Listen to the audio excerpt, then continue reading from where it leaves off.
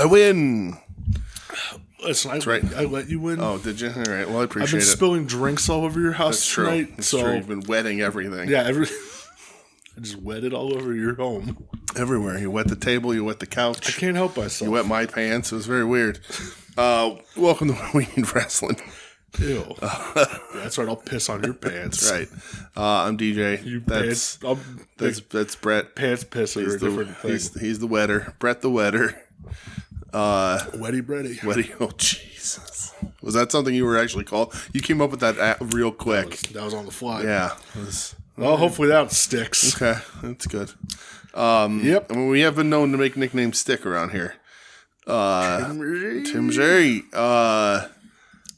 Oh, I have a two-parter. Oh, yeah? It's a two-part Timsy question? They're going to be played in separate parts. Oh, yeah? Uh-huh. Oh, yeah. jeez. All right. The boys are getting fancy. Yeah? I like it. I think they're running out of ideas if they're sending us two-parters. I like it. All right. Well, welcome to Wrestling. How are you, pal? You good? I'm fucking great, okay? Man. Yeah, dude. I'm right. chilling. Good. I'm pumped. How are you? Good. I'm good. Yeah? Are you good? I'm all right. All right. Sure. Good. Why not? We're living. I mean, we're living. You're not convincing me. Life is life. Life is life. Life is living. We are in the throes of a hellscape. Nationally, and I was like, but what the fuck happened? That the fire burns around you long enough that you just get used to it. Well, so it's cozy. It is. Yeah. It's nice. So what's I don't know. What else is it? What's good? Is anything good? Is anything good? Yeah. I mean, I don't really know, but nothing's bad. All right. Well, that's all right. Nothing's bad. Par for the course. Is it mundane? Yeah, it's been kind of bland, boring. Man. Living. Trying to spice up your life. Every boy and every girl. Spice up your life. People of the world. Spice up your life. She made it left behind. Yeah, see, there you go. There he is. Which one was your favorite Spice Girl? Come on. Yes, 1, 2, 3. Scary. Absolutely. Are you kidding me? Right. Fucking Mel B till the death of me. Always and forever. When I left my previous employer, my members of my team gave me a going away card. That's a great card. With the Spice Girls on it, and they put "This Is You" over Jerry Halliwell's Ginger Spice, and I was like, "Why am I Ginger Spice?" And they said in unison, "Because you left." Oh, I was like, "All right, I get that." She did leave, didn't she? She did, yeah. She was like the front woman. She was. What about Posh? No, Posh. Well, Posh has no. She still has no personality. Okay. Oh, yeah. Damn. All right. I didn't know you were going to get hot over it, man. I think Ginger Spice was probably the second least interesting Spice Girl behind Posh. Posh. Not Baby Spice? Yeah, Baby Spice. That's a little weird. Not my thing. Yeah, it's awkward. Yeah. Scary all the way. Sporty's underrated. I think my sister, her AIM screen name used to be Baby Spice 1, 2, 3. Okay. I like it. I was like, you're weird. Why not? Spice Girls were hugely popular. Did Spice Girls ever show up on wrestling? No. A gang fight against the Nitro Girls? That would sell pay-per-views. It's true. The Nitro Girls. I was watching... Nitro Girls would clean the floor with them. Oh, yeah. You had Kim Page. Right. I was watching a thing last night. Wasn't Christy Hemme a Nitro Girl, too? No. Christy Hemme won a Diva Search. Oh, okay. Many moons later. Oh, all right. And then she was in Playboy. Sure was. Wasn't Shawn Michaels' wife a Nitro Girl? Yes, I believe Whisper? so. Was she Whisper? I don't know. I don't remember the names. Was it Chai? Was Vanilla Chai Spice? I know there was a fire. That's not a Spice. That's a Nitro. Yeah. What in the fuck am I thinking? Whisper. Nitro Girls. Let's see. Whisper. Centered around Kim Page, because of course it was. At this point, Adam's screaming at his stereo. All right, we got we got working names and shooting names here. All right, brother. Amy Crawford, working name AC Jazz, one of the original members. She initially handled the choreography and costume design. Jazz I know is ECW. Shannon McNeil, that's Baby. So we got two. Oh. They got to fight each other. Nitro Girl Baby over Spice Girl Baby. Absolutely. This isn't real. Oh boy. Rhonda Singh, Nitro girl named Beef. Beef?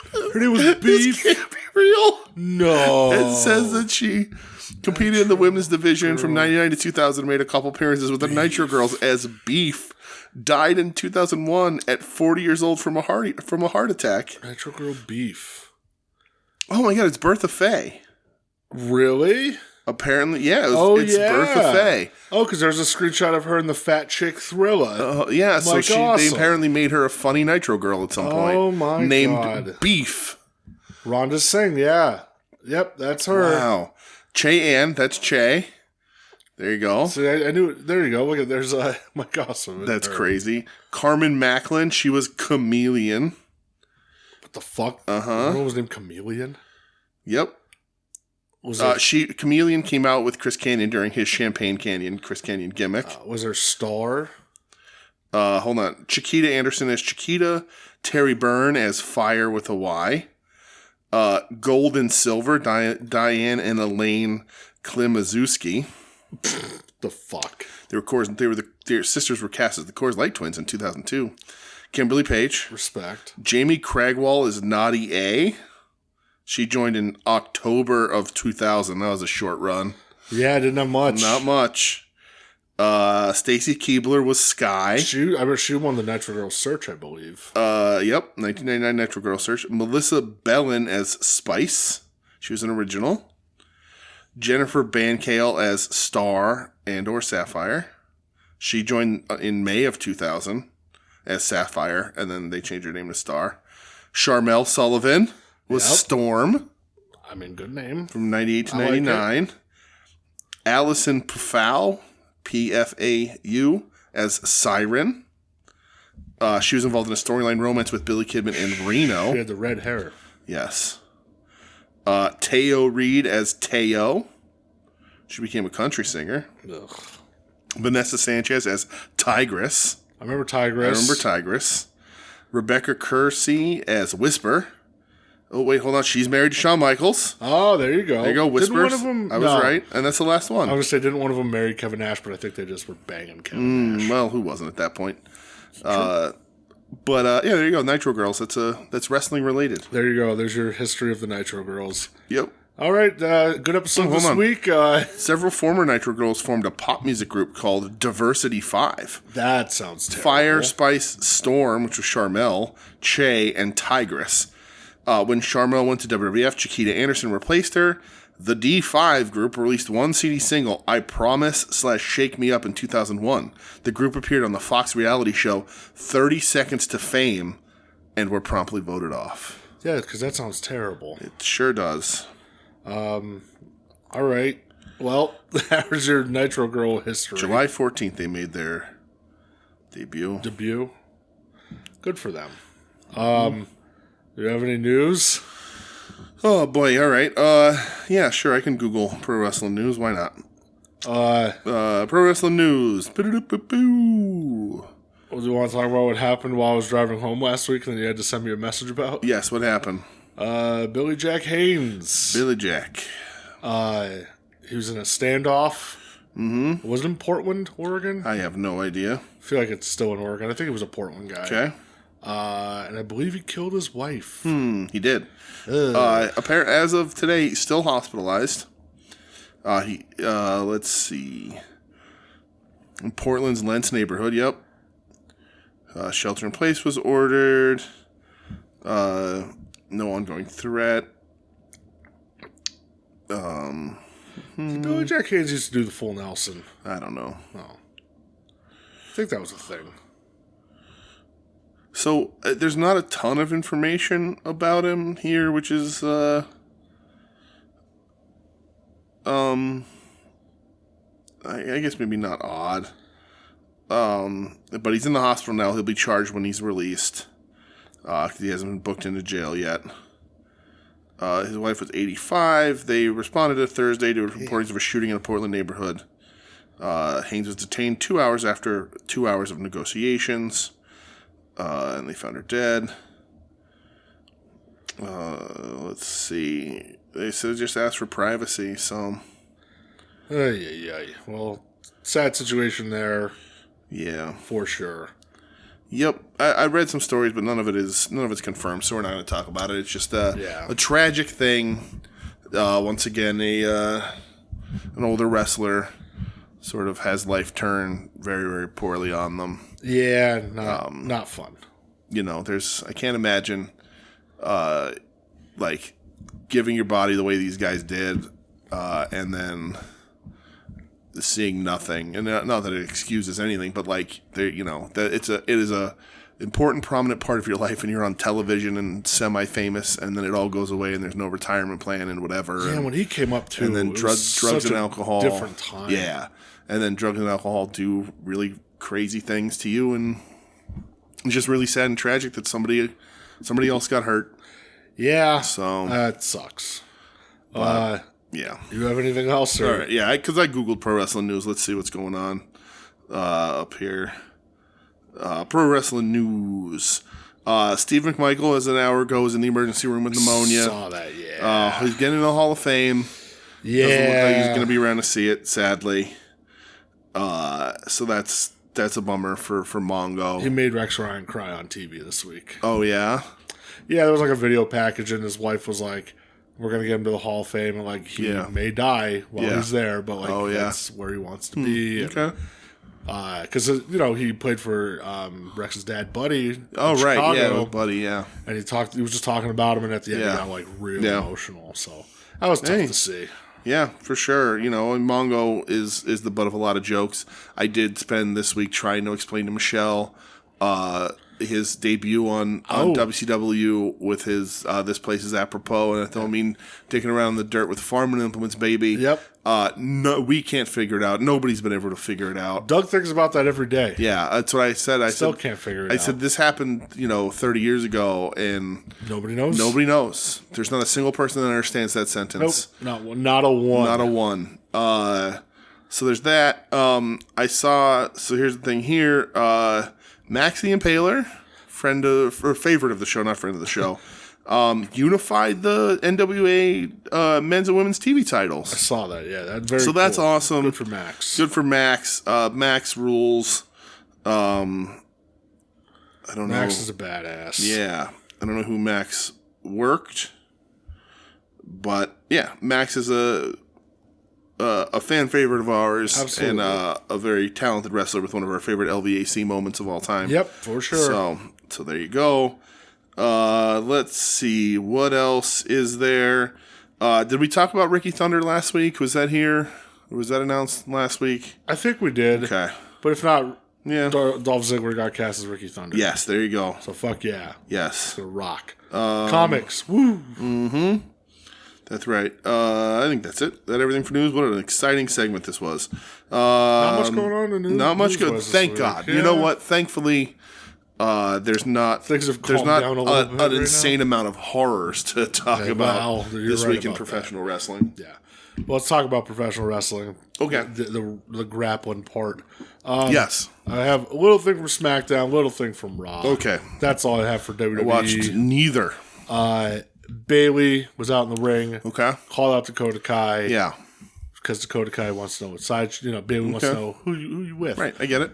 She accuses Dakota that she's with EO and that group because Dakota would always be laughing with them in the locker room about stuff. And EO, Asuka, and Kyrie come out to jump Bailey. Dakota grabs a steel chair, runs them off. Oh, yeah? Knee stayed intact? Yeah, thankfully. And kind of like she had Bailey's back. All right. But didn't hit anybody. So for now. I always get very suspect about that. Yes. It's the old bait and switch. Speaking of bait, Pete Dunne and Tyler Bate. Okay. What a wonderful transition. Very nice. Yeah. When you say bait in professional wrestling, you go a bunch of different ways. So I'm glad I went to Tyler Bate. Is that his name? Yeah. So they beat DIY. Oh, they won that one. Yeah. Oh. So they're the number one contenders for the tag titles at Elimination Chamber. Who has the tag titles? Finn Balor and Damian Priest. Oh, okay. So might as well do something with Pete Dunne and Tyler Bate at this point. Well, and I would assume you got to take the old Strapolas off old punishment there so that he can cash in his Money in the Bank eventually, right? Because the Money in the Bank expires if you don't cash it in by the next Money in the Bank. Isn't he going to I wonder if he's going to cash in and lose. Yeah, definitely. He'd be the second person ever to do it. Do you remember who the first one was? The Miz? Damien Sandow. Oh, really? That's funny. First person ever? Wow. Yeah. Damien Mizdow. Yeah, because here's the thing. Priest got a bit of a bump and was real hot after that Bad Bunny match. Yeah, he did. But I don't know if that's sustained. And there's certainly in any room at the top for him right now. It's so crowded. I don't think he's going to hold either of those belts. No, because and he ain't beating Gunther. So what's he going to do? Challenge who holds who's U.S. champ? Logan Paul. Oh, that ain't going to happen. No. The start of the show too. Triple H was out in the ring and talking about like people around here need to know their role and shut their mouth and like I'm running this, you know. Yeah, so because they're leaning towards Rock Triple H at Mania. Oh God, what a bad idea. Yeah. But Heyman, Austin got his comeback. H wants his. Yeah, one of them also didn't have to have a pacemaker put in. Well, hey. And then later in the night, Paul Heyman meets Triple H and says, "Oh, I'll be here next week with Roman Reigns and The Rock." Oh. So Rock will be on SmackDown tomorrow. Okay. Night. From Salt Lake City, Utah. Beautiful Salt Lake City. And there's an early collision or early Rampage, right? And no collision this week. That's true. Yeah. Mm-hmm. So I think Rampage is 7 to 8 tomorrow.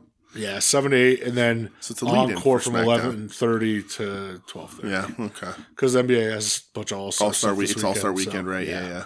Which is real cool. During the skills competition stuff, they're going to have like an LED floor. Oh, yeah? That's going to look cool as fuck, man. All right. It's going to be awesome. Yeah. Can you watch that on regular, what's that, on TNT? TNT. Oh, okay. That's why they're getting I saw if you voted on some dumbass shoes or something, you can get a free league pass or whatever. Oh, yeah, that was a Jason Tatum thing. Yeah. I wouldn't vote for Jason Tatum for anything ever. Yeah. Although he is on my fantasy team, and he is doing good. There you go. He plays for the Celtics still? He does, yeah. Okay. Fuck the Celtics. Let's fucking go, brother. Monday Night Raw. Again, not much happening. Yeah. Cody does his little, what do you want to talk about thing. Of course he does. Seth comes out, is like, I had your back, and what's your plan? And it started to make me think Seth's not going to work Mania. That would be hilarious. Well, remember, he fucked his knee up. He's banged up, yeah. So, right. If they're really like, hey, man, there's really nothing here to do. Yeah. And if you're not ready to work, why are we going to do it? Right. Because he hasn't wrestled since he didn't even wrestle at the Rumble. Yeah. Right. So how banged up is he, though? Because listen, you can... They said he was going to be back in time for Mania, but that was pushing. Yeah, because you could very easily on Mania or somewhere have him get a little beat up and then have Priest cash in there. Could do that. Take the belt off of him for a bit. I mean, I think that if you go from Seth Rollins, the only person holding that belt, to Damian Priest, I think that belt needs to go bye-bye. But I mean, it already needs to go bye-bye. Yes. But nothing with Drew? Thought they were building that. What happened with Drew? I don't remember what happened with Drew. Drew, he was in a match on SmackDown. He beat somebody, and he's going to the Elimination Chamber. They're doing Elimination Chamber qualifiers right now. That's the majority of what's in ring. Nothing's been great in ring. That makes sense. Main event was pretty good, though. Nakamura, Sami Zayn. Okay. They're kind of running this weird thing with Sami Zayn where he's doubting himself. Yeah. So he's lost his smile. Yeah, a little bit. But he was wearing a Misfits Fiend Club sweatshirt on television. There you go. That made me happy. He is the Fiend Club, not you, not you. It always makes me happy to see Shinsuke Nakamura as well. Did you see the report about him, what Ziggler said about him? About Nakamura? Yeah, about New Japan, how he was like, he always told me, if you ever leave here, let me, I'll help you get in over there. So. Hey, sure. Why not? I don't know when Ziggler's first show is for them. I don't know. Isn't it soon? Probably. Because I think he's working David Finlay. Is he on Windy City Riot? That's not till after Mania. Yeah, I think he's working one of the New Beginning shows upcoming. So versus Finlay. Woof. So before we get to AEW, yes, I had a little hankering for some indie wrestling. And this weekend was the GCW/JCW Jersey J Cup. Yeah. So did you watch Speedball Sasuke? No. Oh, okay. Dude, that shit went 27 minutes. Wow. I ain't fucking watching that. Good. That's crazy. Yeah. I did watch... So can you imagine commentary on that? Oh, dude, listen, the commentary was fucking terrible. Yeah. Okay? Is it who we think it is? Of course, brother. Who else was it? Dave Prazak, Oh, which I like Prazak. Prazak. Yeah, I like Prazak. Fucking Nick knowledge. So night one, here. I didn't watch any tournament matches. Okay, I like it. I only watched Violence is Forever, which is Dom Guarini and Kevin Koo. Yes. Against the Astronauts, which is for Big Japan, Fuminori Abe and Takuya Nomura. Okay. This is your standard. I'm going to punch you in the face. You're going to punch me in the face. I'm going to kick you in the leg. You're going to kick me in the leg. They just beat each other up. Sure. It was like less than 15 minutes. Yeah. I was like, listen, I've never seen the Astronauts work. I don't fucking know who they are. Right. But I was like, let's give it a try. I'm not familiar with Big Japan. Sorry. Right. But I haven't seen Guarini work in a long time. Yeah, it's been a while. He looked good, man. Yeah, good. Yeah, he looked real good. So that match was very good. Yeah. Night two, I did watch a few. Sorry. I did watch a few. Jesus, actually, I watched like a lot of matches. I just realized that. You're a madman. A quarterfinal match, Alec Price, which I've never seen work. Oh, I've talked about him on the show before. Have you? He's the most Boston professional wrestler. Did you hear him talk? Oh, does he have that Boston accent? All I know is he has the nickname of the Northeast Beast. Yeah, sure.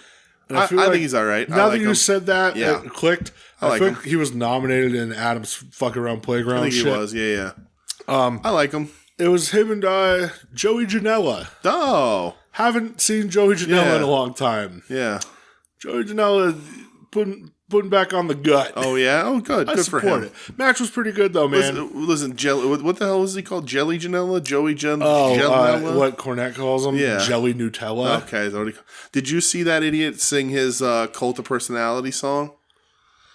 I don't know how old it is. I just saw it this week. Jim Clarinet. I don't want to bring him up too much, but I've seen him talk about. He sang that he's the cult of meat and extra cheese. And then it's all about hamburgers because he's the cult of meat and extra cheese. I want to die. Yep. That was the first match I've ever seen Alec Price work. Okay. He's good. Yeah, I think he's all right. Yeah, you know? Like him. Yeah, he's a little guy. He's a beyond mainstay kind of dude. Yeah, he has some potential, Yeah. I feel. Super Boston accent, though, which is really I didn't funny. hear him talk at all. Yeah. And about Janela, when you say putting the gut back on, listen, I'm not going to shame a man at all. I think Joey Janela's peak, I think he would probably agree with this, that his peak physical condition is to be built like Zandig. Wow, that's everybody's peak physical condition because you can't, you don't get to unlock the ability to do the Japanese fuck saw until you're built like late stage John Mr. Zandig. 540 himself. Mr. 540 himself, John Zandig. I often just watch that GIF on my phone and just It's the fucking best. The Japanese fuck saw. That was one of the hardest laughs I think we've ever had. Oh, it was unbelievable. Why does he do the two spins? You, me, and Doug, we were just in tears. Why the two it spins? amazing. It makes no sense. Next match I watched, which was also quarterfinal, was Jordan Oliver Okay. and Myron Reed. I don't know who that is. So they used to be tag partners in MLW. Okay. From the very little MLW that I watched. Yes. I'll tell you what, man, this was fucking awesome. Yeah? It felt like this would be in the first hour of Monday Nitro. Oh, okay. I know Myron Reed. Yeah. Yeah, he wears like the bulletproof vest. Yeah, I've seen him. Yeah. Listen, man, I like Jordan Oliver. I think he's putting on some size. Yeah. Which makes me happy. Mm-hmm. And wearing like actual wrestling gear, which makes me happy.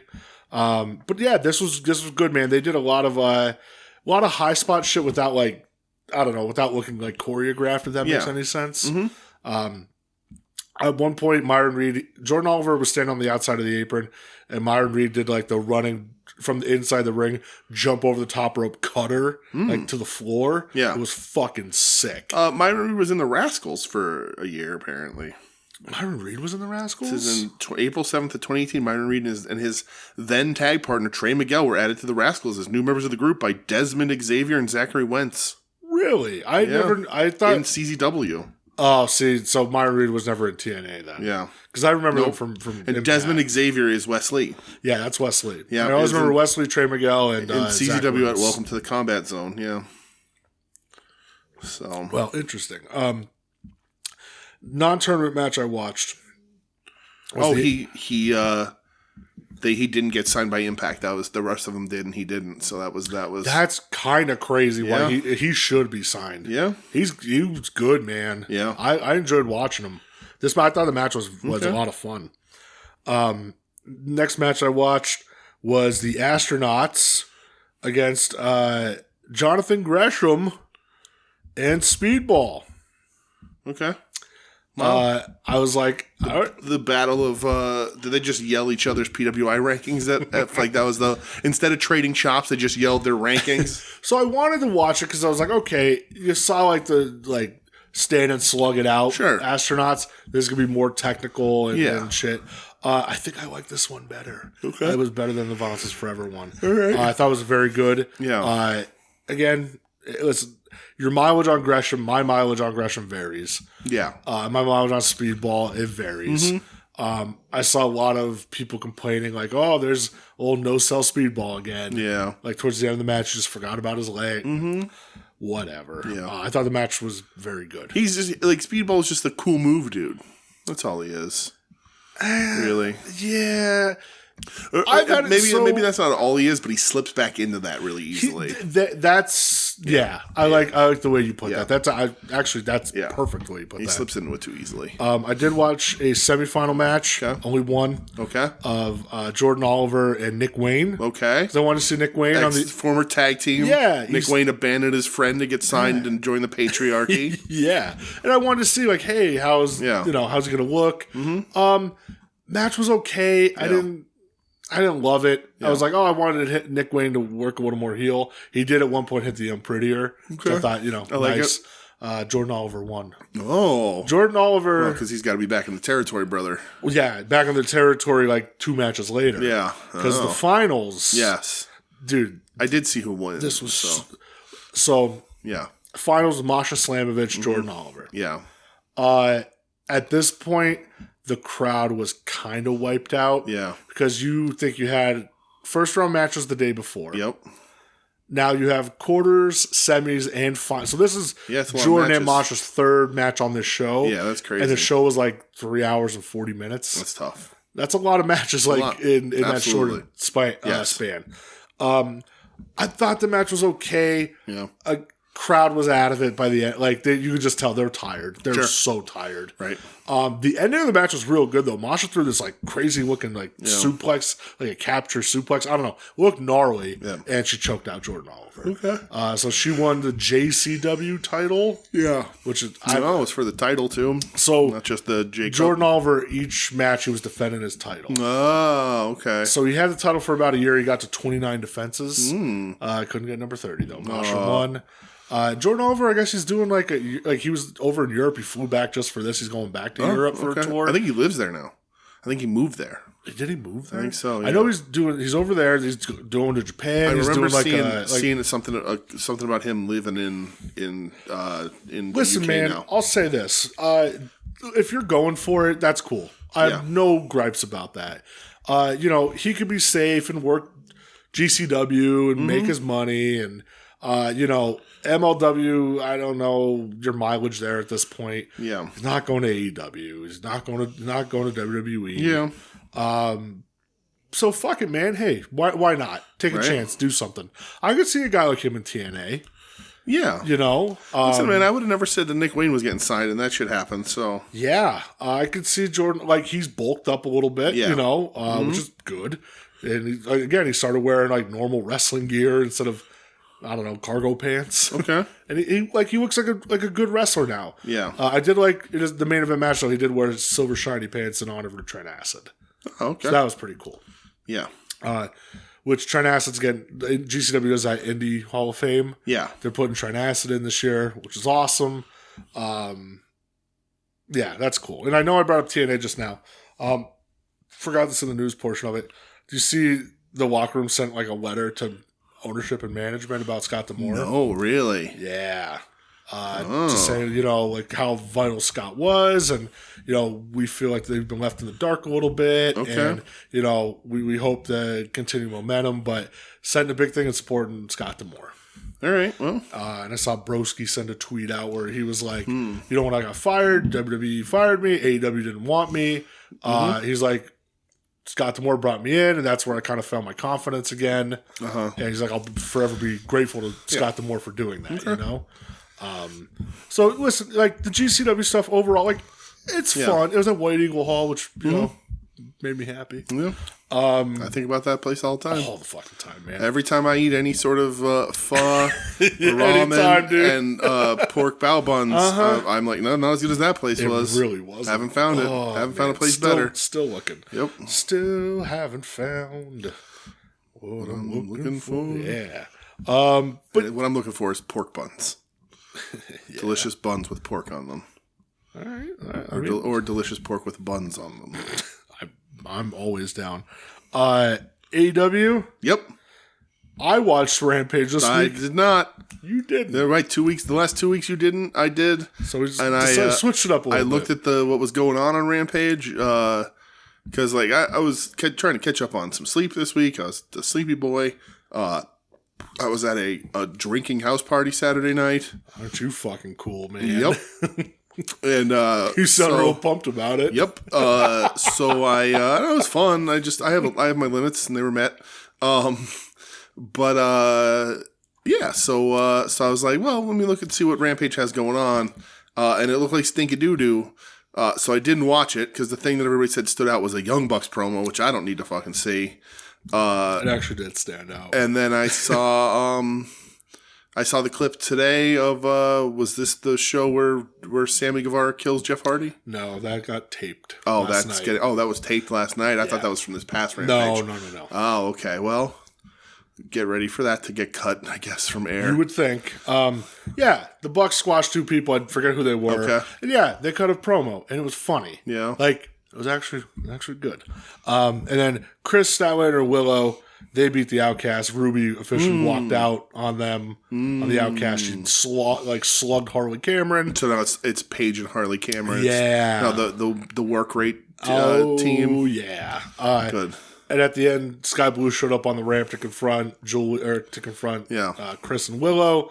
Lights go out. Lights come back on to Julia's with Sky Blue. Oh, okay. So you know when that was Rampage. That's it. When in the TD Garden, when somebody shows up like we're supposed to, like they're supposed to, they should just do an actual or maybe not an actual murder, but a wrestling storyline murder on Paige and get her out of this company. Jesus. Remember when they we say this all the time, but remember when they brought her in, it was like this big signing, and it was like, well, WWE said she'd never wrestle again, and blah, blah, blah, and whatever, and like, this is her house, and it's this great blockbuster signing, and then the bell rang, and we were like, oh, the neck injury wasn't the only thing that was holding you back. Nope. Stink-a-doo-doo. Not good. Collision. Waste of money. Collision. Right, Collision. Yes, I watched Collision. I'm here. Hello. Blackpool Combat Club. Hello. Versus Esfinge. Really quick before we get to Esfinge. Queen Amanada's in the opening credits of Collision. So you get fooled by this. Do they put people in all the time? Yeah. Oh, really? Yeah. I just don't pay attention usually. Yeah. Oh. Because I remember, I think it was the second or third show, Lady Frost was on the opening credits. They try to, you have your normal people that pop in, but they cycle out who's going to be on the show. Okay. Well, I was excited for Queen Amanada. I'm sure it's still a good moment for her. But anyway, Mox and Claudio versus Star Jr. and Esfinge. Esfinger. Yeah. Esfingre. Star Jr. does like a corkscrew plancha, which they call a tornado now. But in my day, I guess that's because it's through the second rope and not over the top. But that's it. I got nothing else. Me neither. But I did like afterwards where Mox said step up or get stepped on, or step up and get stepped on. And then FTR comes out. FTR comes out. Brawl. Yes. I'm down with that. Yeah, I'm good with that. It's fucking brawl. It was weird that the FTR House of Black thing ended like it did. Yeah. But, all right. We'll talk more about that later. Because I'm happy the way. Okay. I'm happy, actually, all right. that we're done with that. Okay. The Eddie promo about he's going to face Danielson at Revolution. And wait, you don't want to talk about how Shane Taylor's a waste of a contract? Nope. Okay. Sure don't, all because I'm glad that Danny I beat him. literally have nothing good to say. A waste. Another, you don't have anybody else being on fucking TV? Nope. Sorry. I have nothing good to say about him. I don't. Sorry. Just, he's a nothing to me. Yeah. Sure, he's a nice guy. Never popped any sort of interest in not whatsoever. Once. Nope. The Eddie promo where he's facing Bryan at Revolution. Yes. Bryan's going to shake his hand. Yeah. Yep. Didn't they do this angle already? Kinda, yeah. With Jericho? Yeah, oh, yeah. Like, that was the whole thing, where Jericho's going to shake my hand. And even, like, the whole thing in Chikara with Claudio. Yeah. It was like, Claudio B was like, oh, you're going to say you respect me. And so I was like, all right. It's weird. It's weird that this is all they have for Eddie. Like, I worry about... I don't know, man. Danielson's a pretty big fucking deal. No, it's a pretty big deal, but, like, what are they going to do? We already saw it. Is he going to beat him again? Yeah. Is Danielson going to win the Triple Crown? I'm never going to complain about Eddie. No, the match is going to be awesome, and they're going to go for it, and it's going to be fucking great, right? I just worry, is this where Eddie Tate loses these belts, which is a very real possibility to Dragon. Dragon ain't losing to a lot of fucking people, man. I think just Eddie, basically. Yeah. So I just is this where they take the title off Eddie so that Dragon can have a New Japan belt for a little bit? I don't know what's going on. The match is going to rule. It's going to be awesome at the pay-per-view. I'm not going to complain about it. I'm just sort of when I see the things that TK is doing with 2 title holders in his company in particular, I'm a little bit your notebook ran out of ideas. I don't understand. You don't have any other storylines. But Eddie says the Young Bucks are disgusting. Yells at him for trying to steal Brian Keith's thunder. Yeah. He's like, that meant a lot to that dude, and you had to do that. So, I mean, it's going to be awesome, of course, but... Yeah, it's going to be a good time. Yes. I didn't watch it, but Brian Cage squashed the Outrunners. He did. I did watch the post-match where the Vegas Golden Knights mascot did the Nana dance, then Brian Cage smacked him from behind. Do you know that it's a Gila monster? Nope. It was. I looked it up. I was like, why is the Golden Knights mascot a snake? It's not a snake. And then it's a Gila monster. And they're like, well, because the fans wanted something that was local thing. And I was like, but it's the Knights. He's a Golden Knight. He should be in a suit of armor. It's not that hard here. It's not like your rail riders that also want porcupines. That still fucking puzzles me to this day. Yep. It's insane. For those of you who don't know, very quickly, our local, what are they? AAA ball? The Yankees farm team. That team died when it switched from the Red Barons. We used to be the Phillies team, the Red Barons. But we're the Yankees, and they trying to come up with a new name, and it was the Wilkes-Barre Scranton Yankees for a little while. Then the Yankees pulled that copyright, so they had to rename it and they let the fans vote. Ugh. And the fans voted for the Porcupines the most. But the people didn't like it, so they came up with the other name, the Rail Riders, because we were Scranton, Steamtown, lots of train tracks, I guess. Man. But to appease the people who voted for porcupines, they made the mascot a homeless porcupine. But technically, aren't all porcupines technically unhomed. But I guess not all. I guess there's some that are in houses, shelters. But so he has a bindle, and he walks the tracks as a porcupine. It's very weird. It's so dumb. Super weird. Not cool at all. You could have called them the Scranton Wilkes-Barre Bombers. We used to have Bronx Bombers. We used to have Bombers. We used to have the Grump. Damn fucking right we have the Grump. And I love the Grump. I love the Grump too. He was riding around on his ATV. It was awesome. And the Grump don't exist anymore. No. And it's a shame. Does the Phillies new AAA team have the Grump? Probably not, right? No, because they're the Iron Pigs. It was the Grump, right? Yeah. Oh, the Iron Pigs, Lehigh Valley Iron Pigs are the Phillies. That's the AAA team. Okay. Because it was the Philly Fanatic, and we had our own. He was the Grump, and he was fucking awesome. Big round head, he was green. Dude, I used to love as a kid when the Fanatic would come into town. Mm-hmm, right. It was a big deal. Absolutely. And then the San Diego Chicken would come too. Right. Oh, what a powerhouse of fucking mascots. Unbelievable. And they would race in between innings. It was so fucking cool. Chase each other on quads. Throw stuff out to the kids in attendance. What the fuck happened to us? I don't know. That's a porcupine. We're the rail riding porcupines. Where my country gone? I don't know. Fucking bullshit. That's right. Well, freedom and free, Brett. Costs $1.05. $1.05. Edge comes out, says he wants to wrestle Christian Cage. Yeah. Daniel Garcia comes out. Yes. Says, hey, I think I earned this. Mm-hmm. Edge says, yeah, FTR tells me, you're a good guy. Mm-hmm. They agree to, hey, let's have a fight to determine who's going to fight Christian for the TNT title. Yes. And then Edge pulls him back in and he says, I'm going to beat your ass or something. Sure. Edge isn't good at promo. He's okay. He's okay. He says a lot of that lame shit. He still has a lot of WWE speak in him. Yeah, that's hard to break. It's hard to break, for sure. It's the only place he's ever known.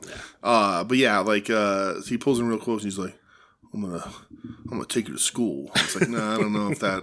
I'm gonna take you to school. Hold on, I'm gonna beat the brakes off you. I'm gonna give you a whooping. I'm gonna whoop your fanny. Yeah, I'm gonna whoop your fanny. Give me a hell yeah. Brody King versus Mark Briscoe. Yes. This was fucking Yeah, cool this is a shit. monster versus a maniac, and I'm not going to tell you which one is which. Yeah, fact. Listen, dude, the match was good enough. Yeah, no, the match is fine. The match was fun. The match doesn't matter. Mark Briscoe doing that crazy bump through the table was awesome. Yeah, for sure. It's the aftermatch. It's the fucking railroad spike. Julia Hart railroad spikes this motherfucker. Straight up railroad spikes multiple times. Yes. And Briscoe gushes everywhere. Yeah. Yes. Oh, it was so cool. It was awesome. She's got that giant spike. Yeah. And she hits him. I would not be surprised if that was a real wound. She nails him. And Brody screaming into the camera, only violence. Yep. That's a good act, man. Did you see people have been buying on Ringside the $40, the 2 figures for $41 guaranteed. Yep. And they've been getting the Punk and the Brody in them. Yep. My luck is I'll buy it and get a fucking Nyla Rose chase will. or something. Sure will. My Punk and Brody, the mainline figures arrived the other day. Dude, oh, yeah. That Punk in person, it's so much better. Yeah, I don't love the pictures of it. It's I'll tell you see it in person, you'll go, yep, it's cool. Awesome. But yeah, I love Julia. Yeah, throwing it's awesome. It was great. Yeah, for sure. Tony Storm, Queen Emanata. You don't want to talk about Deonna Purrazzo, Kiera Hogan? Sure don't. I do very briefly. Kiera Hogan. Listen, God love her. Right. She comes out and nobody gives a I will. If I was there, I would. You're the only person. Listen, I like what I like. So Deonna, I have a Deonna question, which is, and I guess we'll address it here instead of later. But is Deonna a good guy or a bad guy? She's a good guy, right? I don't know. Right. Okay. Good. Because she waves the cameraman away. That's my problem. Yeah. My problem is that Tony's a bad guy, even though everyone loves her. Tony Storm's supposed to be a bad guy in all this, right? She's the heelish character, even though it's awesome and the best thing they have going in the women's division. Fact.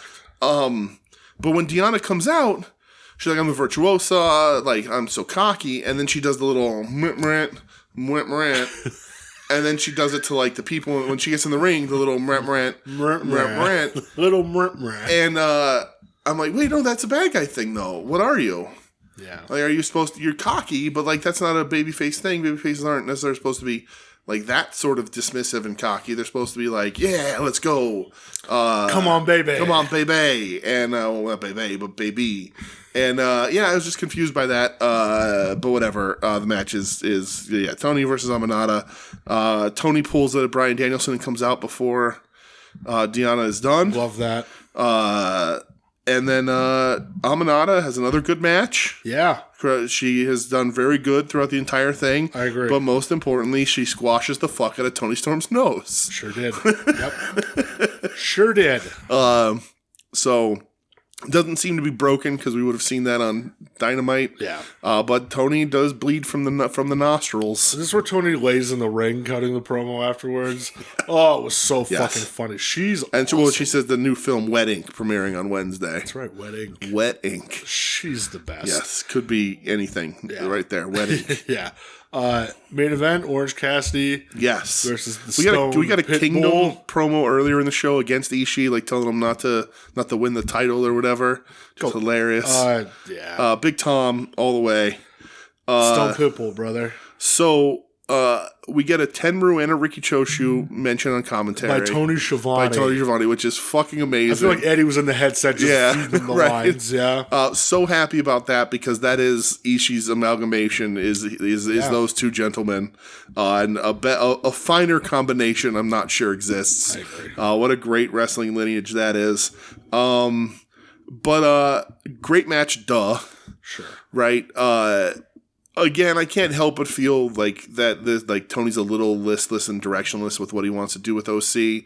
But it's still, I'm not going to complain about watching OC wrestle Ishii. Never. But I gotta have a moment with Big Tom. I gotta talk to Big Tom. Big Tom, I know you're listening. I love you with all my heart. Believe you me. The love I have for you will never go away. Why are you taking DDTs like that? Big Tom. Shouldn't be doing Big that. Tom, I love you, and it looks cool, but you don't need to be taking a diving DDT on the top of your crown. Like, dead on. He's trying to spiking put the himself, young kid over, brother. Spiking himself hard on these DDTs. I respect it for one. Sure. But when you have the mass of a man like Tomohiro Ishii, you got to be careful doing these kind of things. But it is the jump off the top rope DDT that OC hits everybody with. There's a wild bump that Ishii takes on that. Sure is. Really wild. But it works. Him and OC have a good match. Obviously, OC is great. I'm not going to complain about OC main eventing, which he does twice this week. Yeah, that's right. So it feels a little directionless, like we are just sort of. And we all sort of talked about this, right? When Roddy Strong like 5 weeks ago was like, "I'm facing you at the pay per view," and everyone was like, "That's 8 weeks away. That's so far away. Why are you doing this?" Yeah. That still sort of rings true. It's just every week Roddy and his guys are out going, "Hey, just don't win." Yeah. Because I want to beat him. Yeah.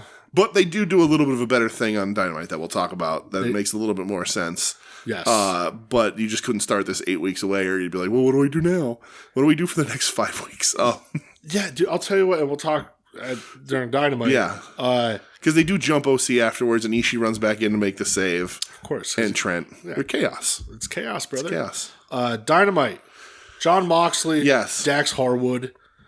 This was very good. It was, of course, it was. Big shocker to everybody. Dax getting that singles work in case he has to by legal means. It's hard to wrestle a tag team match when you're in prison for brandishing a gun in Florida, which again didn't think was illegal in anywhere, especially in Florida. Florida. But my name is Florida. So you just got to make sure you got that singles run in you just in case. Yeah. But yeah, good stuff. They hit each other real hard. Dude. They're having fun. Hey, Mox kind of rules. Yeah, Mox is awesome. So here's the thing. So after the match, yes, he doesn't let go of the choke. Correct, because he's a bad guy. Cash runs out. Yes. He's like laying it in on Mox with those punches, man. For sure. Claudio comes out. Yeah. This motherfucker. He shoot neutralizes him. He just picked him up like a baby. He wasn't ready. No. He picks Cash up and is just like, well, fuck you, you're going up. Right. And hits him with a neutralizer. Mox puts the choke back on Dax. Yeah. And I'm going, man, like Blackpool Combat Club, like we really are doing like, some weeks we're going to be good. Yep. Some weeks we're going to be dicks. Right. Depends on who we're facing. Sure. We do what we got to do. I respect it, I guess. Right, whatever. It's a little weird. Yeah. But okay. It's fine. We're doing it. Whatever. And they do announce, it was announced yesterday, Blackpool Combat Club's going down to CMLL. Yes. And Danielson did say while he's there, he is wrestling Blue Panther. Well, he's in there. He's in the tag match. He said, "Oh no, I'm getting." Oh, and it's single. Oh yeah, that's awesome. He did a little video for CMLL. Yeah, and he goes, "Yeah, while I'm there, hey Blue Panther." He yeah. goes, "How about you and I? We have a match." I saw Blue Panther responded and said, "I don't understand English, but okay," or whatever. So that rules. Yeah, that's gonna be great. Blue Panther's an old man. And he doesn't wrestle with the hood on anymore. I saw him wrestling. He wasn't wearing the hood. Oh, really? Yeah, I think he must have lost the old hood or gave it away. So there's an old video when Danielson, he was retired at the time. Yeah.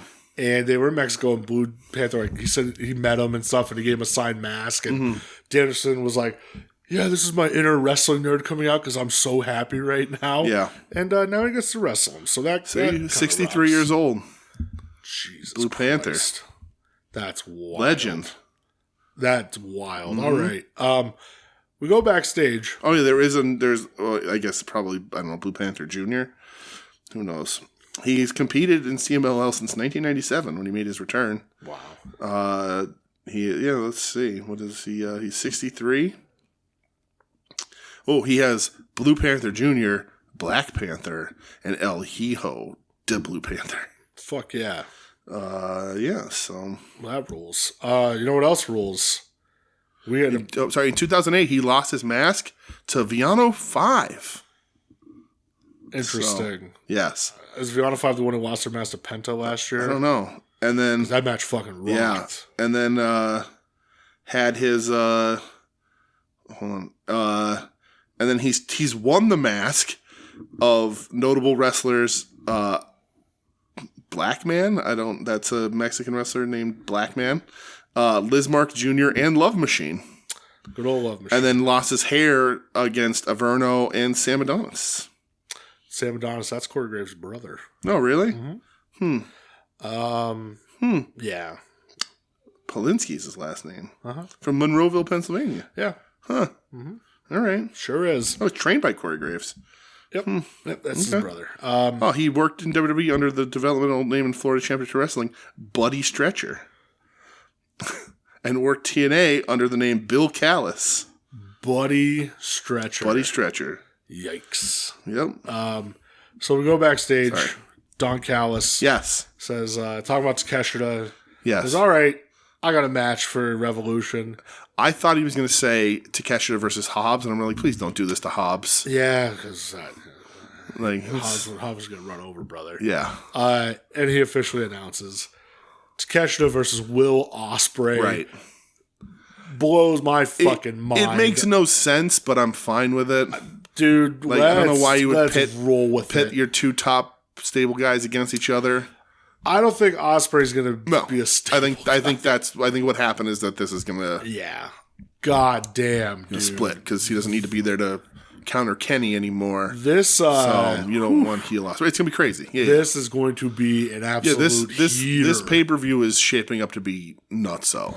Look at Tony Khan actually booking out the card weeks in advance. Yep. You know, normally it's like the week before the show the card's not complete. Right. Like there's a lot of matches, I think, like 6 or 7 already announced. So for sure. It's fucking awesome. Daniel Garcia versus Adam Copeland Edge. Adam Edge Copeland. Whatever you want to call him. Hold on, I lost me. There we go. Yes. Dude, this was really good. Yeah, I thought it was good. I thought Edge was like, all right, we're going to see what this kid can do.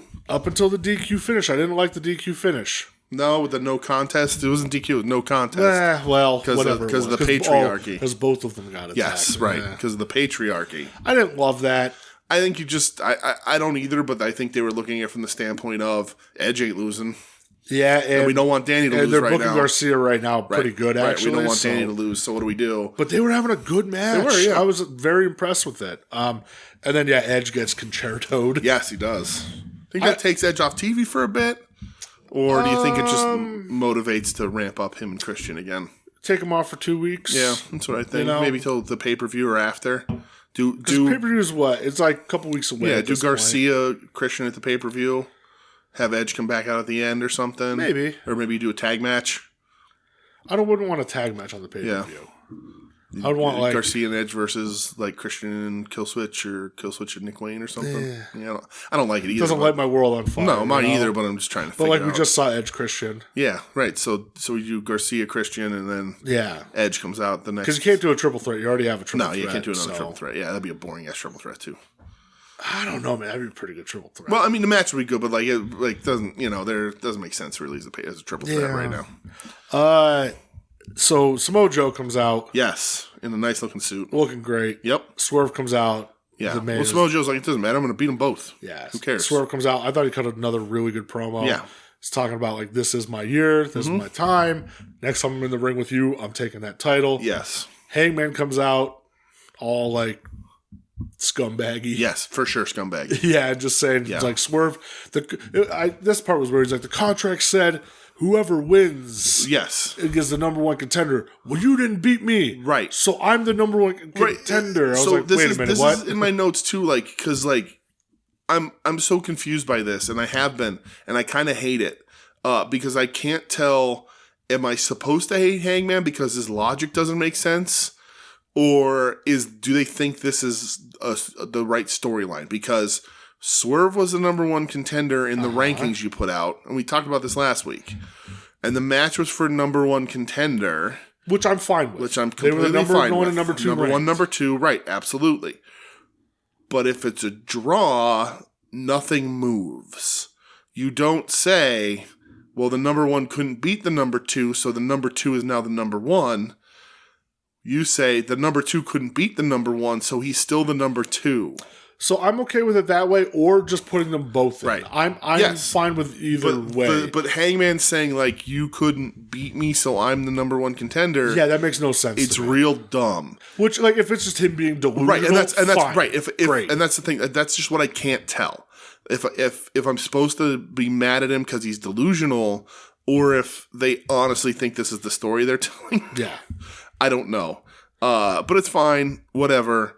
The match is going to rule at the pay-per-view. Yeah. I'm just confused about Hanger. But he looks like a dirtbag. Keep growing that mustache. I want that mustache to hang completely down. Just the mustache to cover his chin. All the way right in front of his mouth like a veil. The best part of this is when Samoa Joe breaks them up. Yes. Just goes, enough of your little weird domestic dispute you got going. Yeah. Swerve, you ain't going to beat me and pin me for this title. Hangman, you ain't going to beat me and pin me for this title.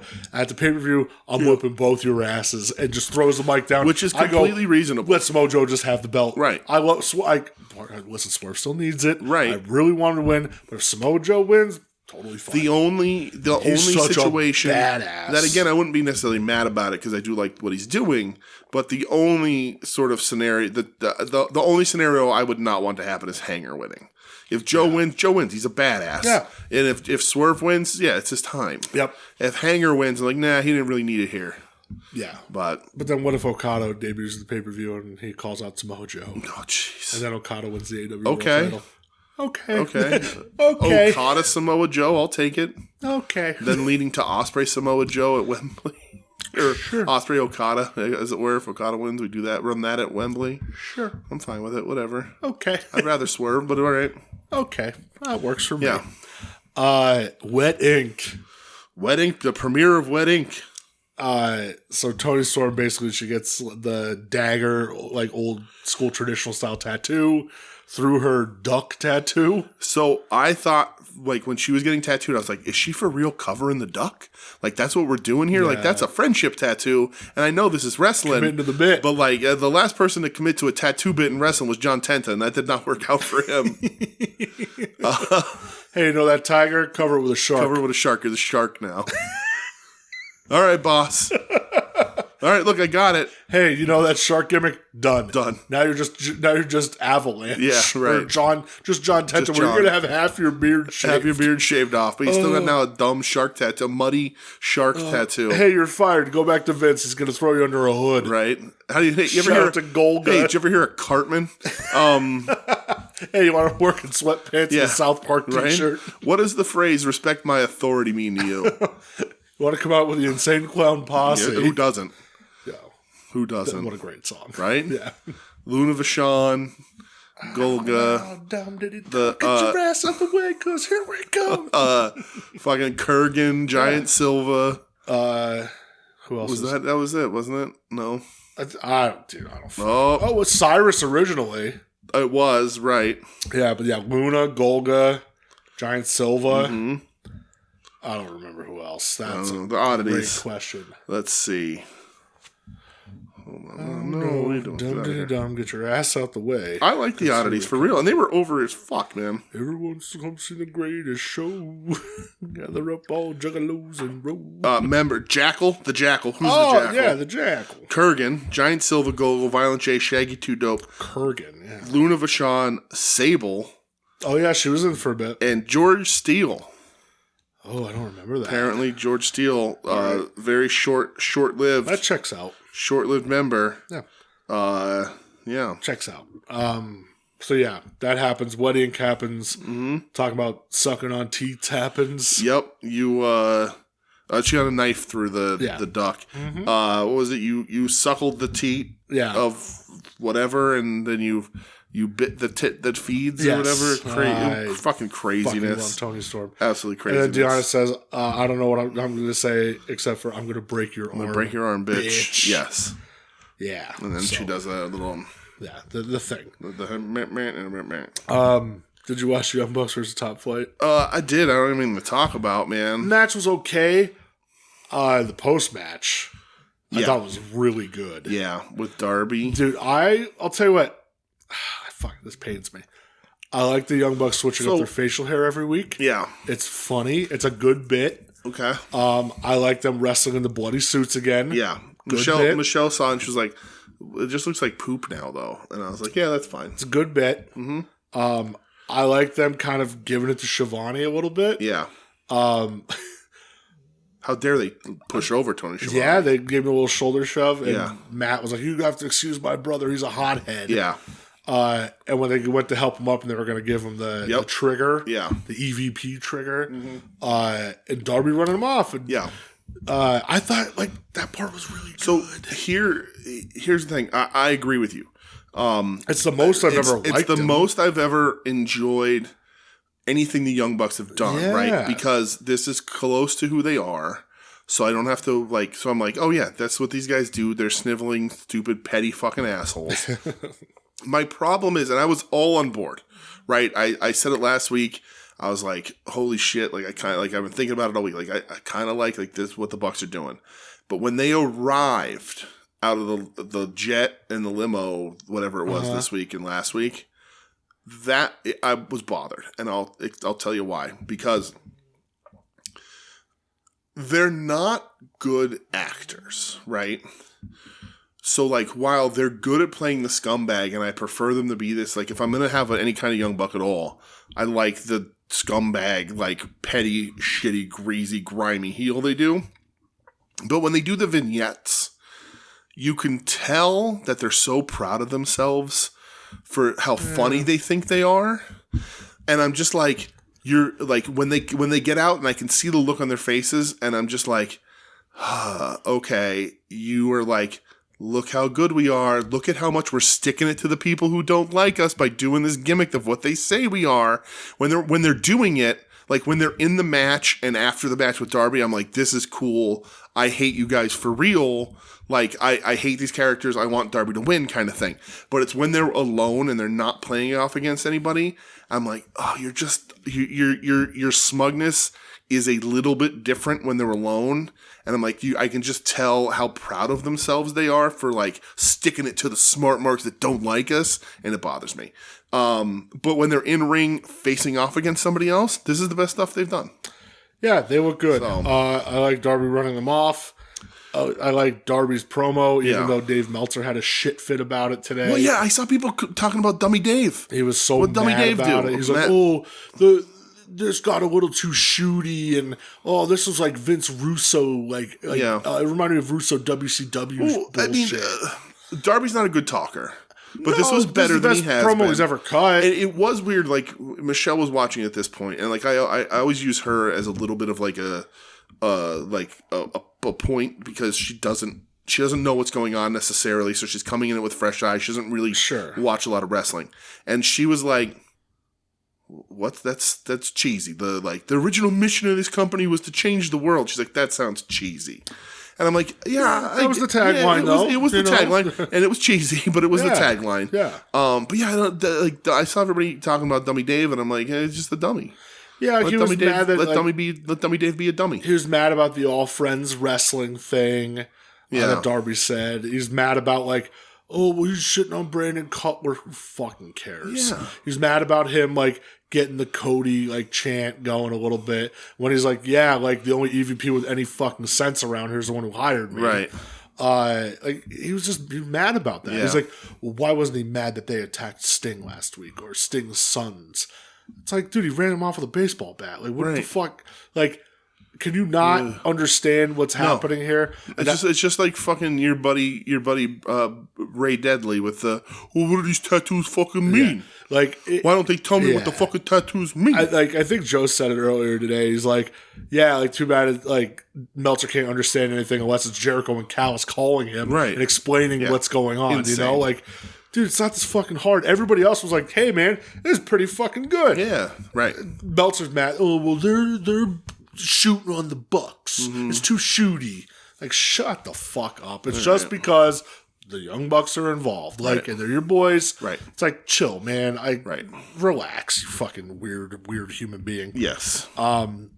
Willow versus Sky Blue. That's okay. I like that. I like Stokes helping Willow. I hope we get a Willow push out of this. Yeah. If that's what happens, then I'm not going to complain about it. My favorite thing that happened in the match was on commentary. where Taz got hot because he's like, oh, Stoke, no, he's wearing gold. I'm wearing Texas orange. That's right, because we're in Texas and because I own the color orange. That's right. I fucking love That's right. Taz. He absolutely does. And then, Orange Cassidy versus Matt Taven. All right, listen. In a Texas death match. All right, now listen. Are you gonna eat a little crow? I didn't want to have to do this on the show. I hate having to do this on the show. I don't want to put listeners through this. I feel bad. I know that it's, we're positive, we're upbeat, it's whatever. So it pains me to do this here with everyone listening. But I'm gonna have to praise Matt Taven a little bit. I'm not. Listen, Matt Taven is still Matt. I killed Ring of Honor Taven. Madison Square Taven. He's still. That's one of the dumbest things anybody's ever said. Sure is, brother. I still have no really enjoyment for him in any capacity. But he absolutely went all out here. The him taking that swan dive through that table on the outside was nuts. Tack bumps. The tack bumps twice. He gets good color. Yeah. Seemingly busted OC the hard way on the side of his head. Is that where you gig on that side? I guess so. You could. Why not? Hide it in your hairline all the way. You don't want to ruin that handsome face. Damn right. But OC hits a great one, whatever the means of that is. A really great one. But yeah, he went head for a table. He then straight threw a chair at Trent full blast. Listen, I love when people do that. It's so dangerous. It's so dangerous. Sabu's just smiling somewhere. But he gave us all in this fucking match in his main event. OC main evented twice this week for AEW. Yeah. And this is the first one that sort of makes sense in this storyline because afterwards Taven was like, I wasn't supposed to win. I was just supposed to soften you up. Like, Roddy's going to take you out. Yeah. So I'm going to imagine OC's going to wrestle Bennett at some point, and then he's going to wrestle Maria. And then he's going to have to wrestle the Wardlow. Oh, yeah, he's going to have to work the Wardlow. Yeah. That'll be the last one before the pay-per-view. I'd do the Wardlow. Mm-hmm. Have Wardlow, really fuck him up, and OC wins at the end, Yeah. So, listen, I'd actually have Wardlow really fuck him up and then walk away and take its count out. It would OC land and Wardlow just walks away. I've powerbombed you 4 times. I don't need the win. I don't want that belt. Yeah, I'm just here to fuck you up. That's it. I like that. Yeah. This was definitely it was funny because we're all talking last night and it was a collective groan of, oh, what? This has been a great episode. Yeah. But what a stupid main event. We don't need another Texas Death Match because I would have retired it for at least a year because of what Swerve and Hanger did. But these two definitely delivered, no doubt. Yes. I apologize, Matt Taven. I wasn't familiar with your game. Yeah. There was a little more Matt Taven talk today between us, the groups and shit. Yeah. And it's not that he's a bad wrestler. He's a whatever guy to me. Anything I've saw of him in Ring of Honor was just not great. I was in person for that bullshit at Madison Square Garden. It just wasn't great. Yeah. I hate the Melvin thing. I think that's so really stupid. Bad. Yes. I watched a little backstage promo that was put online today, and it was a good promo. And he's talking. He's like, now all you people online, you can shut your mouths about me. All you want to do is talk. And then I go out there and put that match on. And then he says that stupid Melvin Orange Cassidy. You know what I did, DJ? I swiped up. I said, nope, I'm good. Stop that. I hate that shit. But yeah, good for you, dude. Right? Good match. I'm not going to fucking hate on you until you have a not good match. Then I will hate on you for sure. But for now, the hater hat's away.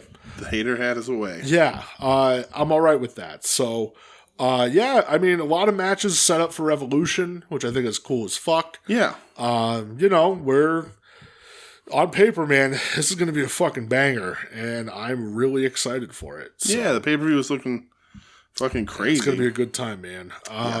So before we take a trip, yes, we have our first part of the TNMZ question of the week. Sure.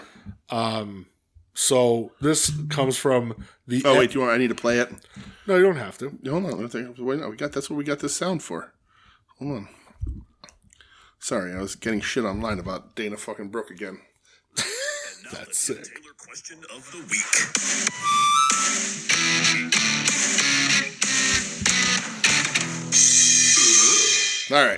All right. So two-parter or two questions? This is from the M part. Okay. The second part of the question is going to be played later. Oh.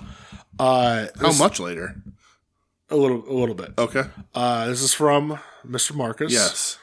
Off the top of your head, what is your favorite use of a vehicle in wrestling?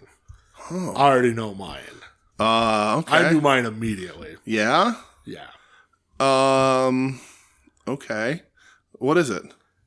Where my daddy went? The Big Show's dad's funeral. That's a fucking great one. When he fucking rides on the casket. Yes. And first of all, this is one of the most ridiculous things I've seen. Not even just wrestling, life. Yes, sure. Big Show wearing that like leather suit head to toe.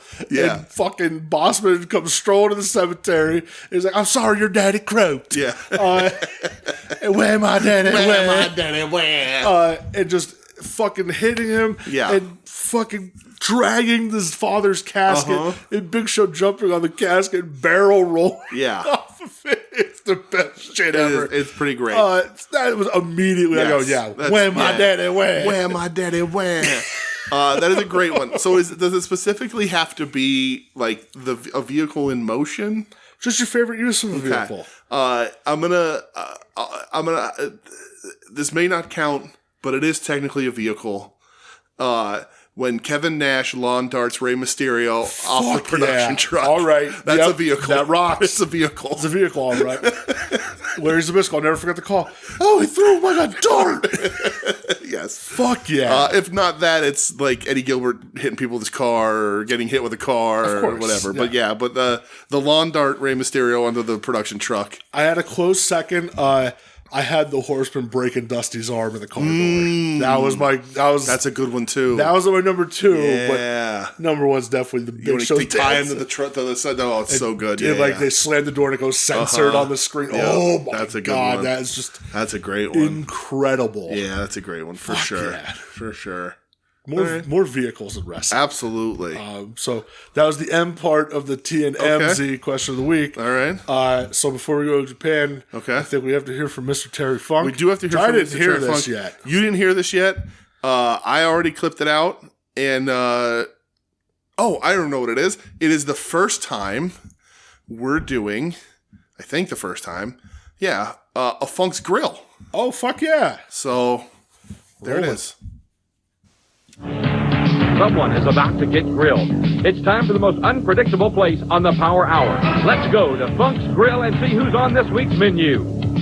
Well, I want to welcome you simple-minded people once again to Funk's Grill. And have I got a special guest for you today?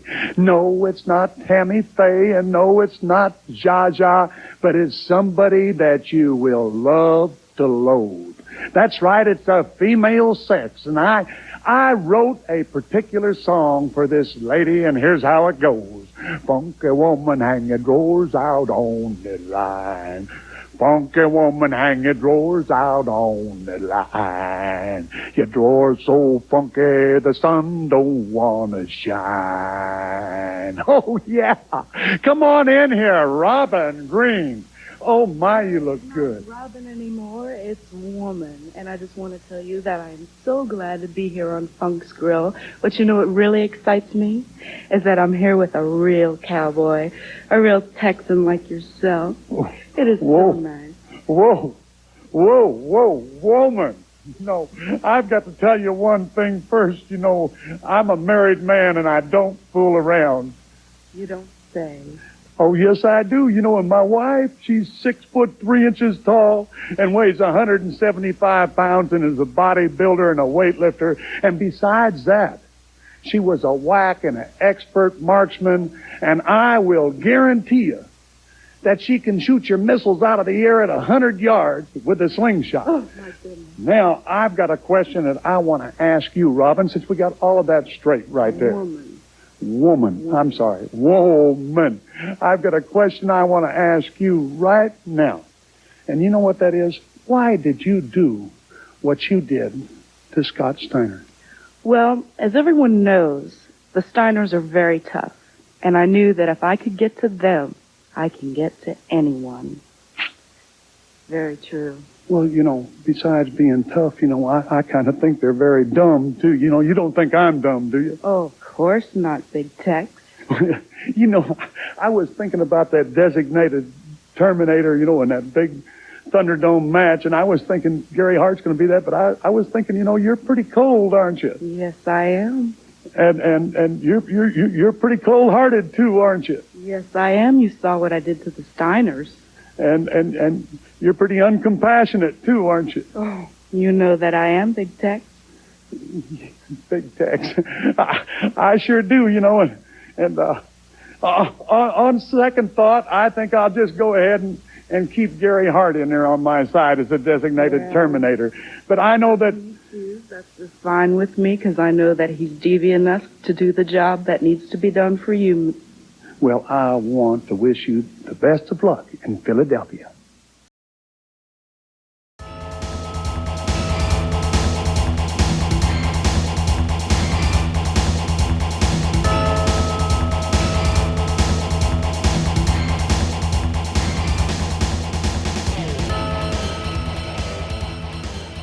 We made it. That Terry Funk sure can sing. It's a beautiful voice on Terry. Woman. Fuck. He's Happily married man. Oh, he's the best. Yes. All right, we're here. We're in Japan. We did. We made it. I made an extra stop. Okay. Big happenings. Big New Japan show. Very big. New Japan show. Yeah. But before we go to New Japan, we're going to Tokyo Joshi Pro. All right. Which I don't know if we said it on here last week, but the Philadelphia show is officially sold out. Yes. So that's fucking awesome. Didn't they announce Billy Starks for it or something? Billy Starks is on it, yeah. I think Vert Vixen's on it Vert also. Vixen, I feel like maybe somebody else that's in the States is on it. Don't remember. No. I'm excited either way, man. It's going to be a good show. Yep. I'm excited. Me too. And then we get to go meet them afterwards. They said all talent will be available. Yeah? Yeah, so... Have they announced tickets or anything yet? Or no, they said there's going to be a separate venue. Okay. All talent will be available. I only need one. Hyper Masao. That's it? Oh, I want to say... I'll get my picture with Yamashita. I will get my picture with other people. I need one. You need one, though. You absolutely need one. One. Prices, who knows what prices are going to be? I don't think they're going to be super I don't expensive. think so either. That'll sway things one way or the other. I need one. You and Hyper Masao. It's my superhero. Well, that's not one of the people that I want to talk about. Okay. They did have their Futari Wa Princess Max Heart 2020. Of course. 2024 final. Tony. Yeah. Yes. So kicked me out. Last year, this is where Yamashita and Maki Ito won the tournament. Okay. If you remember that? Right, I do. So this year's finals was the tag team of Daisy Monkey. Okay. Which is Arusa Endo and Suzumi. Mm-hmm. Going against Hamachumu, which is Miyu Watanabe and Rika Tatsumi. Oh, okay. Good teams. Rika Tatsumi, the White Dragon. Okay. Miyu Watanabe comes out and does that LOVE something. And it's real fun. Right. And I have a good time. Daisy Monkey wins in a bit of an upset. They are a younger team, beating the more established team. Nice. Match was real good, man. Yeah. This was a Korakuen, which Tokyo Joshi Pro, I know it's they don't do great attendance at Korakuen, which is okay, But yeah, man, I thought it was a lot of fun. I really like Arusa Endo. She is awesome. Cool. She's going to be the future of this company, I think. Nice. I really do. Once Yamashita kind of moves on, which I feel is going to happen this year. Yeah? Where do you think she's moving on to? AEW. You think so? Yeah. All right. Yeah, I think so. Interesting. If Yuka Sakazaki ever debuts, I mean, we haven't seen Sheet in a bit. We haven't seen Emi Sakura in a bit. Maybe on Ring of Honor, I don't know. But, Yeah, I could see Yamashita going to AEW, though. But, yeah, man, this was a lot of fun. At one point, Miyu Watanabe hits a double swing. Yeah. She has... I saw the clip of this. One of them under her right arm, one of them under her left arm, and swings both. Nice. Fucking powerhouse. Yeah. Oh, it was so cool. The interesting thing about AEW is that when they bring in Sasha Mercedes Moné, which they're going to, Tony has to keep her happy and give her whatever fucking matches against anybody who she wants. So there's going to be a lot of those. I think AEW will facilitate a lot of those things. And listen, who knows with Stardom and who's going where at this point? I know some people are saying they're sticking with Stardom. Okay. They're happy under Bushi Road. But like, I feel so bad for Mayu Iwatani. Yeah. Oh, I feel so bad for her. She's clearly like, yeah, I want to go with Rossi, but my contract is like not going to let me. She's like, I'm loyal to him, and he kind of made me what I am, and I need to go there. But not taking away anything from Tokyo Joshi Pro. This was a very enjoyable finals to this tournament. Last year was a great final as well, so they do tag tournaments pretty good. They do. They do a lot of good tag matches in Tokyo. It's only Pro. like a 4-night thing, Yeah. too. It's not this big, long, drawn-out thing. Single elimination tournament, Yeah. so... and you didn't watch any of that DDT show from today? I did not. Okay. No, I didn't watch any of the Noah show either. Or the Noah show, that's what I mean. With the, all I saw was the DDT invasion. DDT guys showed up, and I saw Togi Makabe was on it. Yeah, it was Hanma and Makabe. And he spit, like, beer or something into Fujita's face. Oh, yeah. Good. And then the main event, I think, was Akiyama and Nagata teamed up. Yeah. Which, that kicks That's awesome. So much absolutely. ass. I didn't see any of it. If there's anything that pops out, I may go back and watch. We'll see. We'll talk about it next week on the show. What I do want to talk about... Yes. New Japan Pro Wrestling, new beginning in Osaka. In Osaka, yes. So I saw the match rundown. I said, I could sleep in a little bit. Okay. I woke up about 4:30, 4:45 on Sunday morning to watch this live. Okay. Thankfully, hit it right at the right time. Yeah. You could talk about the first match, because I didn't watch it. I watched Toru Yano and Yo versus Oleg Bolton Oleg, which I don't know which way that goes. I think it's Oleg Bolton. Bolton? And Taguchi. The Taguchi. Of course, I watched this. How could you not after Taguchi put out that wonderful spread? And I mean that literally. It was certainly spread all right. So the match is fine. It's short. We learn that Taguchi has a new pair of underwear because he's wearing green underwears, like a neon green, lime green underwears. Okay. Not his red pair. So good for him. Wasn't red panty night. It was not. Okay. But also Taguchi loses because him and Oleg. So Oleg does the gut wrench, like the lift gut wrench, and then sort of just tosses the guy back and forth in the gut wrench from one side to the other. And Taguchi tries to do that in the ring with him in unison, and he pulls out his back and gets pinned. God bless that man. So. He's forever the best. He really is. He's doing a bunch of nonsense with his 69 Pharaoh mask with the CMLL guys. Yeah. But I haven't seen any of it because he is currently locked in a feud with House of Torture. So it's been a lot. It's been like Taguchi and somebody against House of Torture, and I'm not fucking interested. Not even Taguchi can get me to watch House of Torture. Absolutely not. So, but that's the dog shit worst. So I'm going to assume that you woke up at Okada versus Tanahashi. Sure did, pal. Shocked this wasn't the main event, not after watching the show. Yeah. But like this is their last meeting of the two guys. This was the Okada. This was the company transition years ago, like sort of the passing of the torch. Well, and it just passed the anniversary. I think it was 11 or 12 years ago when Okada beat Tanahashi for the first time for the IWGP Heavyweight title. Yeah. Which was still an insane moment. Yes. So so this is their final meeting. Okada cries on the way out, so I cry on his way out. Did you? Don't cry, Okada. I don't want to see Okada cry. It's not fair. I might have teared up. Yeah, it's not fair. I also watched. Don't judge me on. Don't base this on your judgment on me though, because I also cried in bed while watching Little Giants this week. What part? Well, so I was inebriated, laying in bed. You had a high cry. I was fucking wrecked. And the part where he does the call play and the kid goes, "What's that?" And he says, "The pitch to Johnny." And the kid says, "A pitch to Johnny? You can't pitch to Johnny. I'm Johnny." And then he pitches him the thing and he goes, "What do I do?" And he goes, "Maybe run to him." And earlier in the movie, you see Johnny's dad leaves on business and isn't going to be back. But he comes back for the game. And when he yells, I'm going to cry now. When he sees his dad and he's just yelling "dad" the whole time and runs for the touchdown, I cried like a bitch in bed. All right. Just cooked out of my mind. So that is not a movie I've ever cried to. So well, then you have congratulations. Your daddy issues are not as bad as mine. Listen, my dad watched me play football once. There you go. You know, yeah, one time. There you go. Yeah, all right. I recovered a fumble that game. Oh, I remember. Good. Yeah, nothing deep seated that I remember. Sure. You know. Yeah, nothing. But I was at all. just like, no, this is sad. So I cried. thing. Yeah, but then I also cheered like 10 minutes later, so it doesn't really matter. That movie rules, by the way. Great. But the Annexation of Puerto Rico. the part which they did in the Super Bowl, by the way. Yeah. Now they call the way the annexation of Puerto Rico, as it is explained to John Madden, is what they did in the Super Bowl. They say they do the annexation of Puerto Rico in the game, but really they do a fumble-rooski. But anyway, It's truth.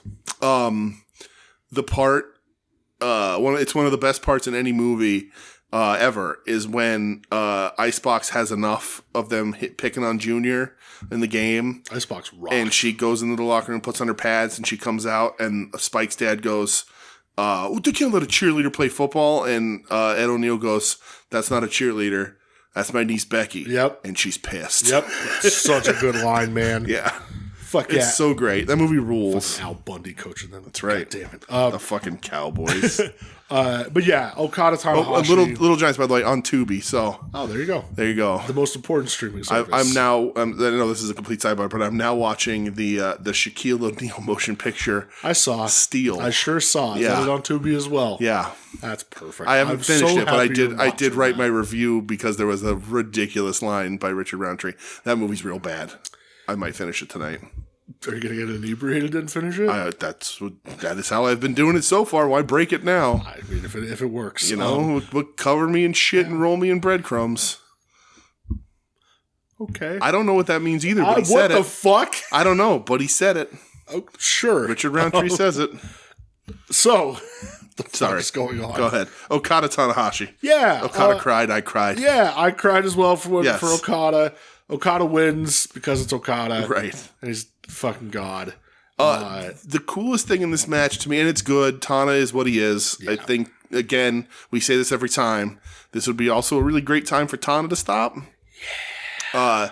Because, like, he Man, when Jushin Liger said, "Hey, Tana, I right. think it's time." He's having a harder time than ever keeping the weight down. Yeah. And, like, he still looks good, but, like, you know, it's going to be tough. His knees are tougher. But, he has a low butt crack. yes, he does. Absolutely. Maybe he doesn't have a butt crack at all. We don't know. Not his Hank Hill ass.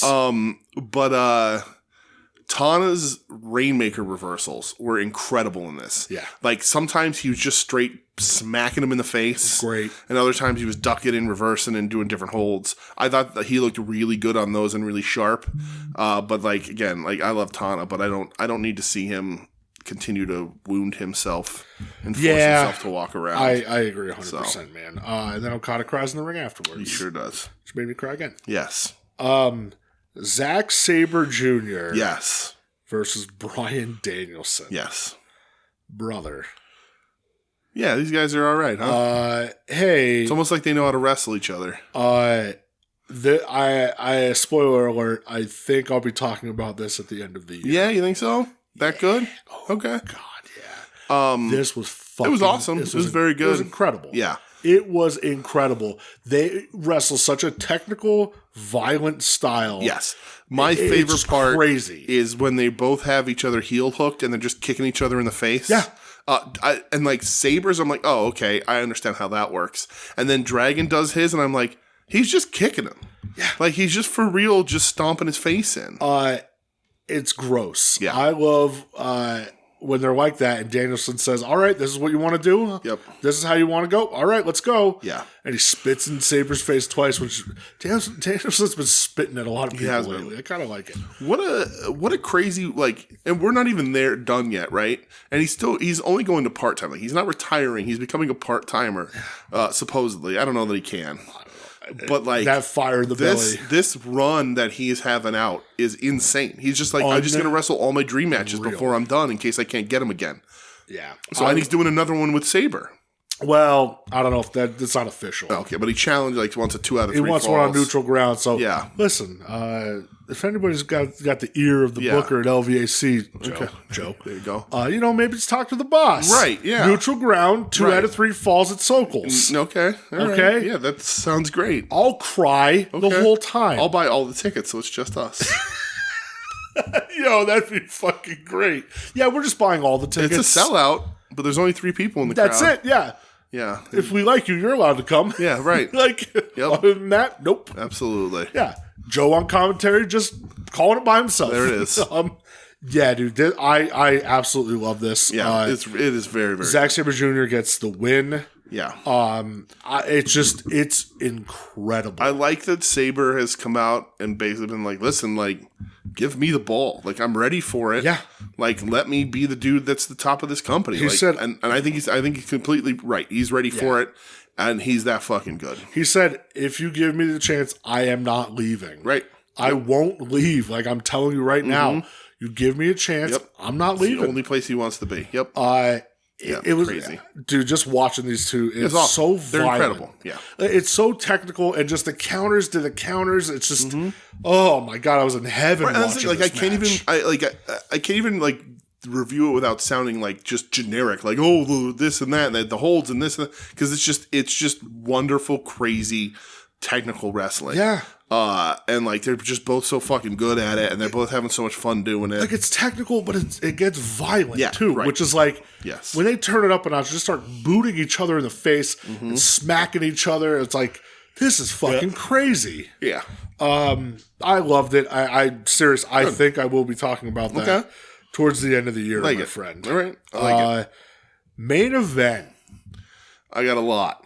Okay, and so listen. I watched. I got a lot. I watched this live. Okay. And during the whole match, I'm going, oh, what's Dude going to think of this? Oh, is Dude going to like that part? Oh, I wonder what Dude thinks here.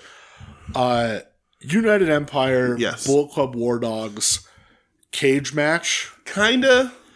This is a New Japan style cage. They've done this before. Have they? It's not your traditional cage. Yes, right. It's a cage set up around the ring and the ringside area. Yeah. It's not a tall cage. It's not a chain link cage. It's taller than a person. Yeah. Yeah. So it's a and there's no escape once you're in there. Not that.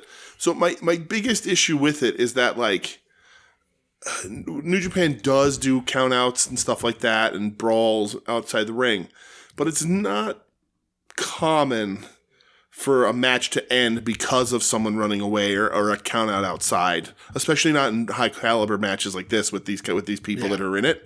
So I was like, well, that's kind of weird. Like, you're not really trapped in here, but it's fine.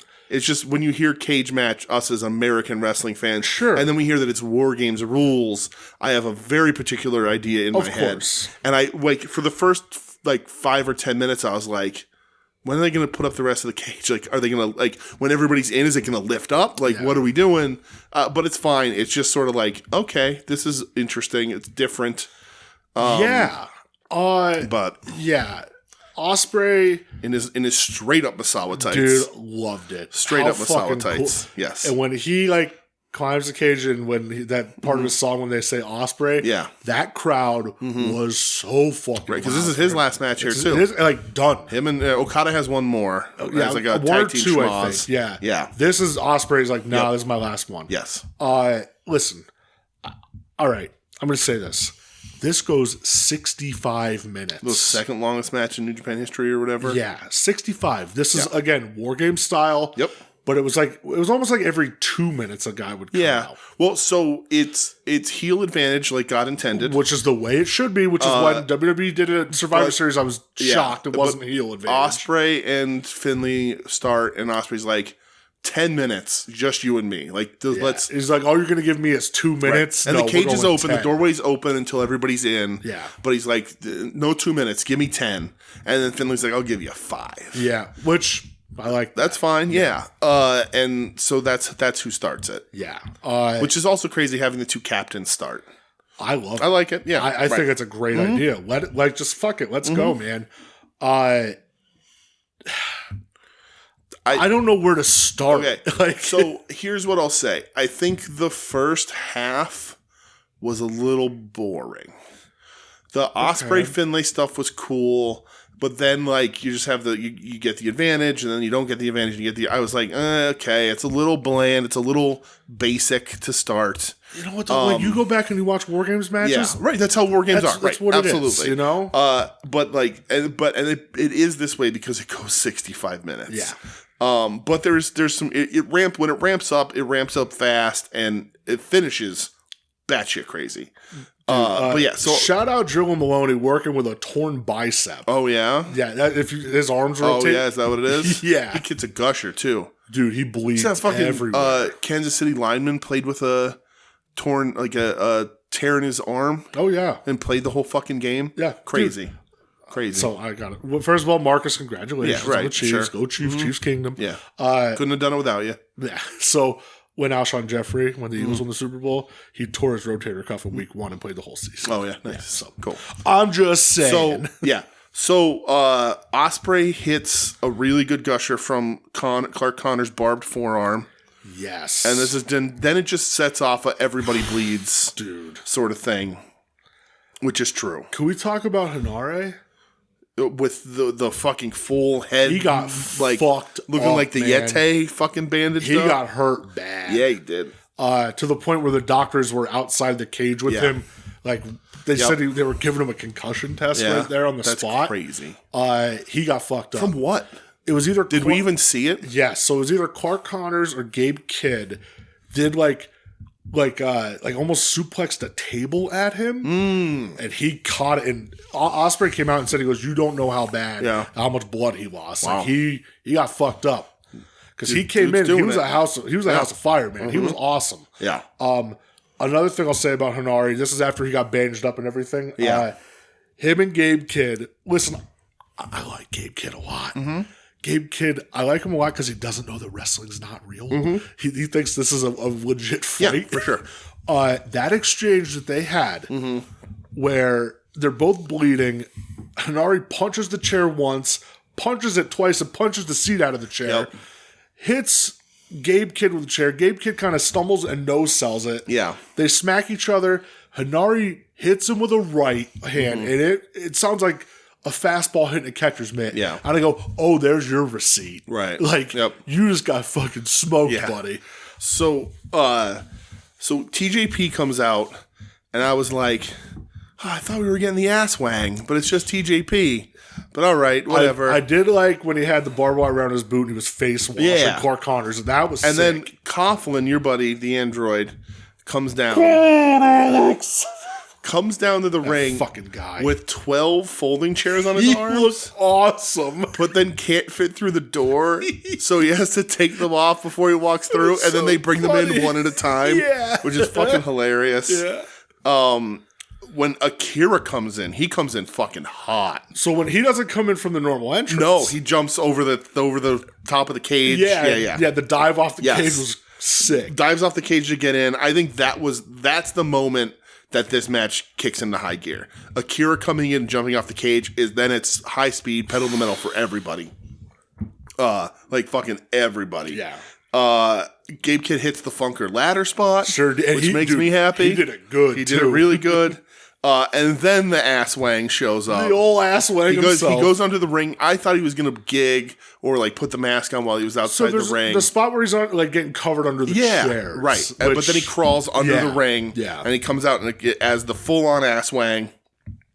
Now I'm Whatever. an ass wang. It's the ass wang. Bow, bow. The next time we see Clark Connors, he's hit a crazy gusher. Nuts. Hanari. That's when Hanari comes back and looking like the Yeti, fucking all bandaged up. And then I think Hanari for real KO'd Kid with a slap. Dude. I think he for real knocked him out. He gave him a I went receipt. back and I was like, I think he for real dropped him. I think he was sick. like, you concussed me.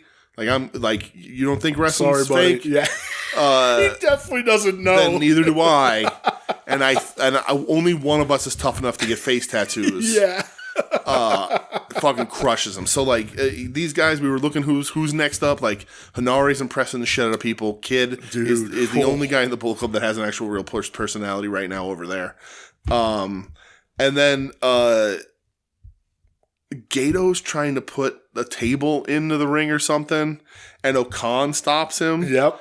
But he takes a key to the eye hole. Sure did. Just crazy. But he does then. People are handcuffed, so Okan gets to They handcuff uncuffed that Callum Newman guy. Yeah. So like, and Okan wasn't in this match. It's probably for the better. I don't know that he has it in him.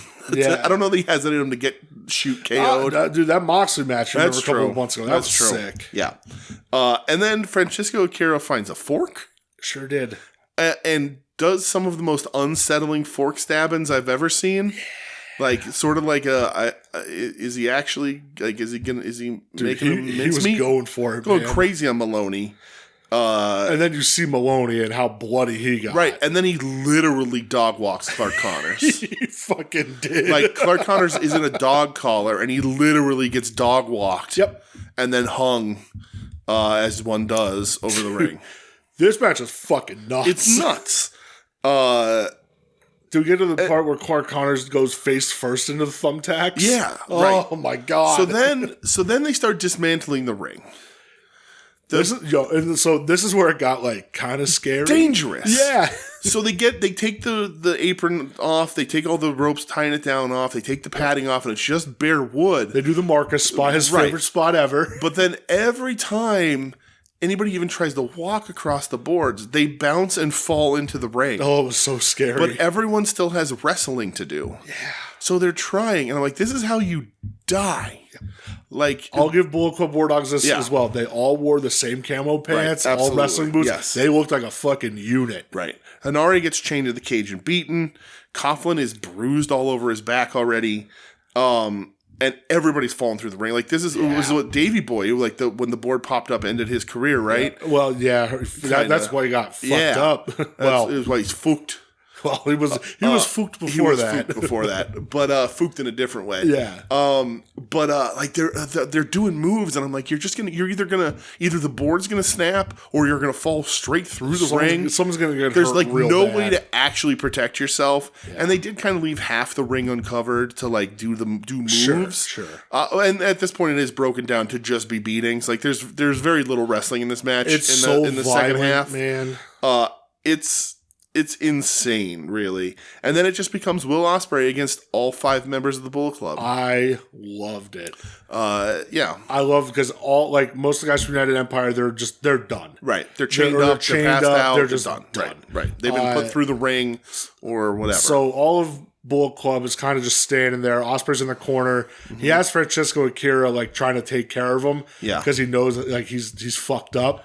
Yes. And he just kind of like grabs him and just kind of rolls him out of the ring because he knows he's done. And this was Ospreay's kind of his last stand, which I thought it was great, man. You talk about like, some people are like, oh, it's a movie, it's cinema, whatever. Like the way it was shot was so perfect. It was just focusing on him, and you just see these 5 dudes ready to just tear you limb from limb, basically. And he goes for it, and he tries, and they just rip him apart. Yep. It's fucking gnarly. Finley, he hits like that like knee or whatever. Yeah. He used to call it the trash panda. Thank God he changed the name. Yeah. It's something else. But that he can't be who he is with the name of Trash Panda. he hit the knee or whatever. 1, 2, 3. And he's just like, oh my Dude. God, crazy. How fucking nuts was this? Yeah. It's the best this Bullet Club has looked. It's the most intimidating Finley's ever looked. He stopped like putting the paint and dye in the beard and shit. I still don't buy him, especially now when you have Gabe Kidd, Who's a legit psychopath. who's a fucking crazy person. Like, I would legit be afraid of him. Yeah. Like, legit, like, nah, I'm good. I don't need a photo, sir. I don't need a photo, Like, sir. I don't need Please you don't beating punch me up. me. Like, don't hurt me. Like, this is not wrestling. Wrestling's not real, Smack. Yeah. And also, this is not wrestling. I'm not a wrestler. Please stop hurting me. Like, everybody else would be like, all right, well, no, I mean, I wouldn't get a photo with David Finley because I wouldn't be able to hold my tongue. But, like, Hanare, I'd be like, dude, you're fucking cool, man. Like, what a great turnaround you've had. Please keep Gabe Kidd away from me. Please protect me, sir. Yeah. Dangerous. Just a dangerous man. Scary, dangerous man. Yeah, dude, this was everything I wanted and insane. maybe more. So, do you think United Empire goes away without their leader and without the I don't think Aussie so. Open? I don't think so. Yeah. You could still have them as a unit. Maybe somebody else comes in. Okay. I don't know who, Right. but you can get somebody else. Yeah. Maybe Jeff Cobb steps up and he kind of leads. Yeah. Yeah, man. I'll tell you what. I'll give a lot of props to Maloney for wrestling with a torn bicep. They're going to put Riddle in it, aren't they? I hope not. Jeff Cobb, Yes. I know he has like a fucked up leg right now, and he wrestled through it for this match. Like they wanted to see it through the storyline. It's Ospreay's last match too. You gotta. Yeah. Did you watch like any of the post match with Ospreay and everything? Yeah, I don't remember. I had it on, but I don't have any. Just like real good promo, man. Just talking, like. I came here, like a stupid kid or whatever. Yeah, like, he's been running through that for a while. Yeah, but like it was such a good promo, and he's like, Japan, like I promise you, I will be back. Like this is like my home. Right. I love you guys. Thank you for taking care of me. Yeah. He's like, I'm going to do you proud. It was fun. It was such a cool moment. Like his wife or his girlfriend, whatever, was there. She came in the ring and hugged them all bloody everywhere. It's like that was cool. Oh, yeah, I saw that. Crowd is. I was like, is this B. Priestley? I'm like, I don't think they're still together. No, they're not. Yeah. He's like walking up the Blair ramp. Davenport. Oh yeah. He's walking up the ramp. People are doing like the please put your blood on my towel. Right. Which of As course one does. has to oblige. Right. Again, his song's playing. Crowd is just going ballistic for this dude. And like when he kind of just like finally like all of the United Empire and his girlfriend went to the back and he just stood on stage for a minute or two crying his eyes out, you know? Yeah. And I was like, fuck man, this is a bummer. Yeah. Like, listen, I'm very happy he's he's going to AEW. It's really funny to think, because I was thinking that same thing. Like, it's a bummer that like New Japan is losing Okada and Ospreay, but like we're gonna get them like every week. Like we're still gonna get them, right? You know, like we're getting every week just about. We're gonna see these guys, and it's really kind of funny. And I'm not like saying Ospreay is gonna get lost in the shuffle. Not at all, because I don't know that. Right. I don't know what they're gonna do with him. But seeing him kind of like out of New Japan now, it's weird. Yeah. It's gonna be weird. Well, and we talk about this all the time, and we've talked about it in the past with some signings, and like particularly with signings we don't like, is that when you bring somebody new in the company, especially they're bringing in 2 top stars, right, in the men's division, 3 if you count over Mercedes, right? Yeah. But for the men's division, which is already loaded at the top with the like AEW's hitting on good stuff, right? Hangman, and you're bringing in 2 top guys. And granted, they could be anywhere, and they could just be doing matches, and not have to chase a title or anything. But like, you have to find TV time for these 2 guys you're paying a lot of money for, which means 2 other guys are going to lose their spots, and it's just the way it is, right? It's just how it goes. And so there is potential, if Tony Khan isn't mindful of how he's balancing, that you lose some talent that's really good on the come up. You know what I mean? Like, I don't think it's going to happen, but like, if Garcia doesn't catch on like a ball of fire with this stuff, there's a very good shot that he's not in the picture. He's still wrestling, but he's not going to be not be elevated, because it's gonna be a really fucking crowded company. It's right, insane. And same thing with Mercedes coming in. Like, somebody is gonna not get her wrestling airtime because Mercedes is there. And the other thing is that these are talents that you're gonna want on TV every week in some capacity. So it's not like you're bringing in a great talent like I don't even know. I was going to use like Samoa Joe, but he's risen up so far.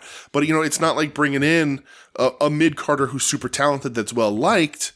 And slotting him, Chad Gable, right? Like slotting him into a spot. These are guys that you need every week. They're going to be draws. They're big signings. They're huge free agent signings. It's 2 guys you won from the other companies.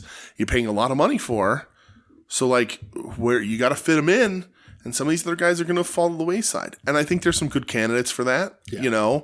If I'm MJF, I'm like, what do I do when I come back, guys? Because I don't have the star power that these guys seemingly have. You know what though, man? Maybe he does. He's so over. He is super over. Hopefully it's sustained. I will always say that. But like, it's gonna be really interesting when you look at like, I'll use the Kingdom as an example because we praised Matt Taven really hard, right? Yeah. Is he gonna get a chance to have a match like he did last? These are the Kingdom stuff is relatively flat. Are we going to see those guys? Yeah. Swerve getting his push. Bringing in Okada and Ospreay, I don't really see, even though I thought he's been doing better, I don't see a reason to put Brian Cage on TV. Yeah. I don't see a reason to have Hook squash 2 guys on TV. Yep. If you have Ospreay and Okada.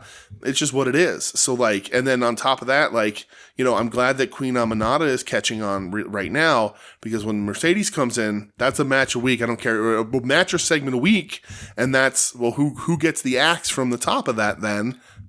Soraya, but but it could be, people's got to sacrifice their stars. You have the looming return and their talks it's going to happen soon of Jamie Hayter coming back. Right. She was fucking huge. Right. AEW is building on one paper, of the best wrestling rosters anyone has ever had. Just going to say that, dude. Anybody's ever had. On paper, it's like untouchable. It's unreal. Yeah. And it's like a video game, and it's gonna basically. be right, and it's gonna be funny because I'm not so sure it's gonna move that much of the needle. We'll see, man. I hope it does, and I think there's room for it. But I actually do think that some people are softening because of how much of a mess WWE is right now, sure. And the behind the scenes stuff. And then when you watch the product, it's messy. Yeah, it's not great. Especially with the Cody stuff and all that. Like if they don't do what they need to do with Cody, then they're gonna lose some people. But these are. To steal a turn of phrase, undeniable talents that are going to need to be showcased both because of their talent and because of the money you're paying them. Yeah. It's just straight up what it is. You're paying them a lot of money. You're not going to let these guys sit at home. I agree with you. So you gotta, but there's a lot of dream matches here and there's a lot of things coming in and out. Then eventually when Omega comes back. Right. If Omega comes back, then that runs through everything all especially over again. if he's motivated right. too, Okada and Ospreay are going to have to lose to Jericho at least once. Oh, fuck off. I can't wait for Okada to come out and just go to cut a promo and hear Judas kick in. And I'll go, cool, I'm going to off myself. Yes. Ugh. So this is the second part of the TNMZ question of the week. And now the Tim Taylor question of the week. Part 2. Electric Boogaloo. All right. Yes. So this is the T part. Okay, the T part. After having some time to reflect on the presentation of the 5 versus 5 cage match from New Beginning in Osaka. Okay. What other gimmick matches do you think could use an alternate look than what we have come to know? Oh, okay. Great question. Really good question. Yeah. Yeah, right? I've been thinking about it since he sent it, and I'm going, that's a great question, Timsy. Because we talked about it. This isn't, like you said, as an American wrestling fan, whatever, this isn't it's not what you're used to. Yeah. Huh. I know, right? I'm trying to think what sort of gimmick matches there are. We just got Texas Death. There's not much to that. Do you have an answer? Do you know? That's tough. That's a great question. That's a great question for sure. And just us hemming and hawing on this podcast. I'm trying to think TLC. So all right, I'll spitball something. Okay. I would like a ladder match, and this may sound like I'm lame. Okay. I'd like a ladder match to kind of get away from the TLC format. Okay. Because ladder match, when's the last time it was just a ladder match? Just a ladder match, yeah. I don't need tables. I don't need chairs. Right. Just do a straight up ladder match. Yeah. Change it up because it feels like every ladder match involves a table spot, chairs, whatever else. Yeah. Sean and Razor didn't. Even looking back before that, Sean and Brett, it's a straight up ladder match. Right. So maybe kind of do the little bit of a less is more. More of the emphasis on the ladder, and the ladder is the weapon. Okay. Kind of going back to move forward a little bit, maybe. Okay. Yeah. Okay. Yeah. I would like that. Yeah, we haven't had a ladder match. The Hardys kind of ruined that.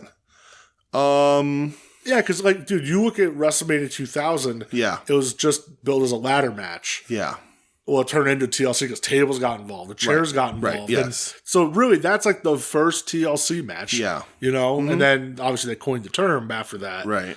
But just I don't know, maybe just a straight up ladder match a little bit. Yeah, I like it. Yeah.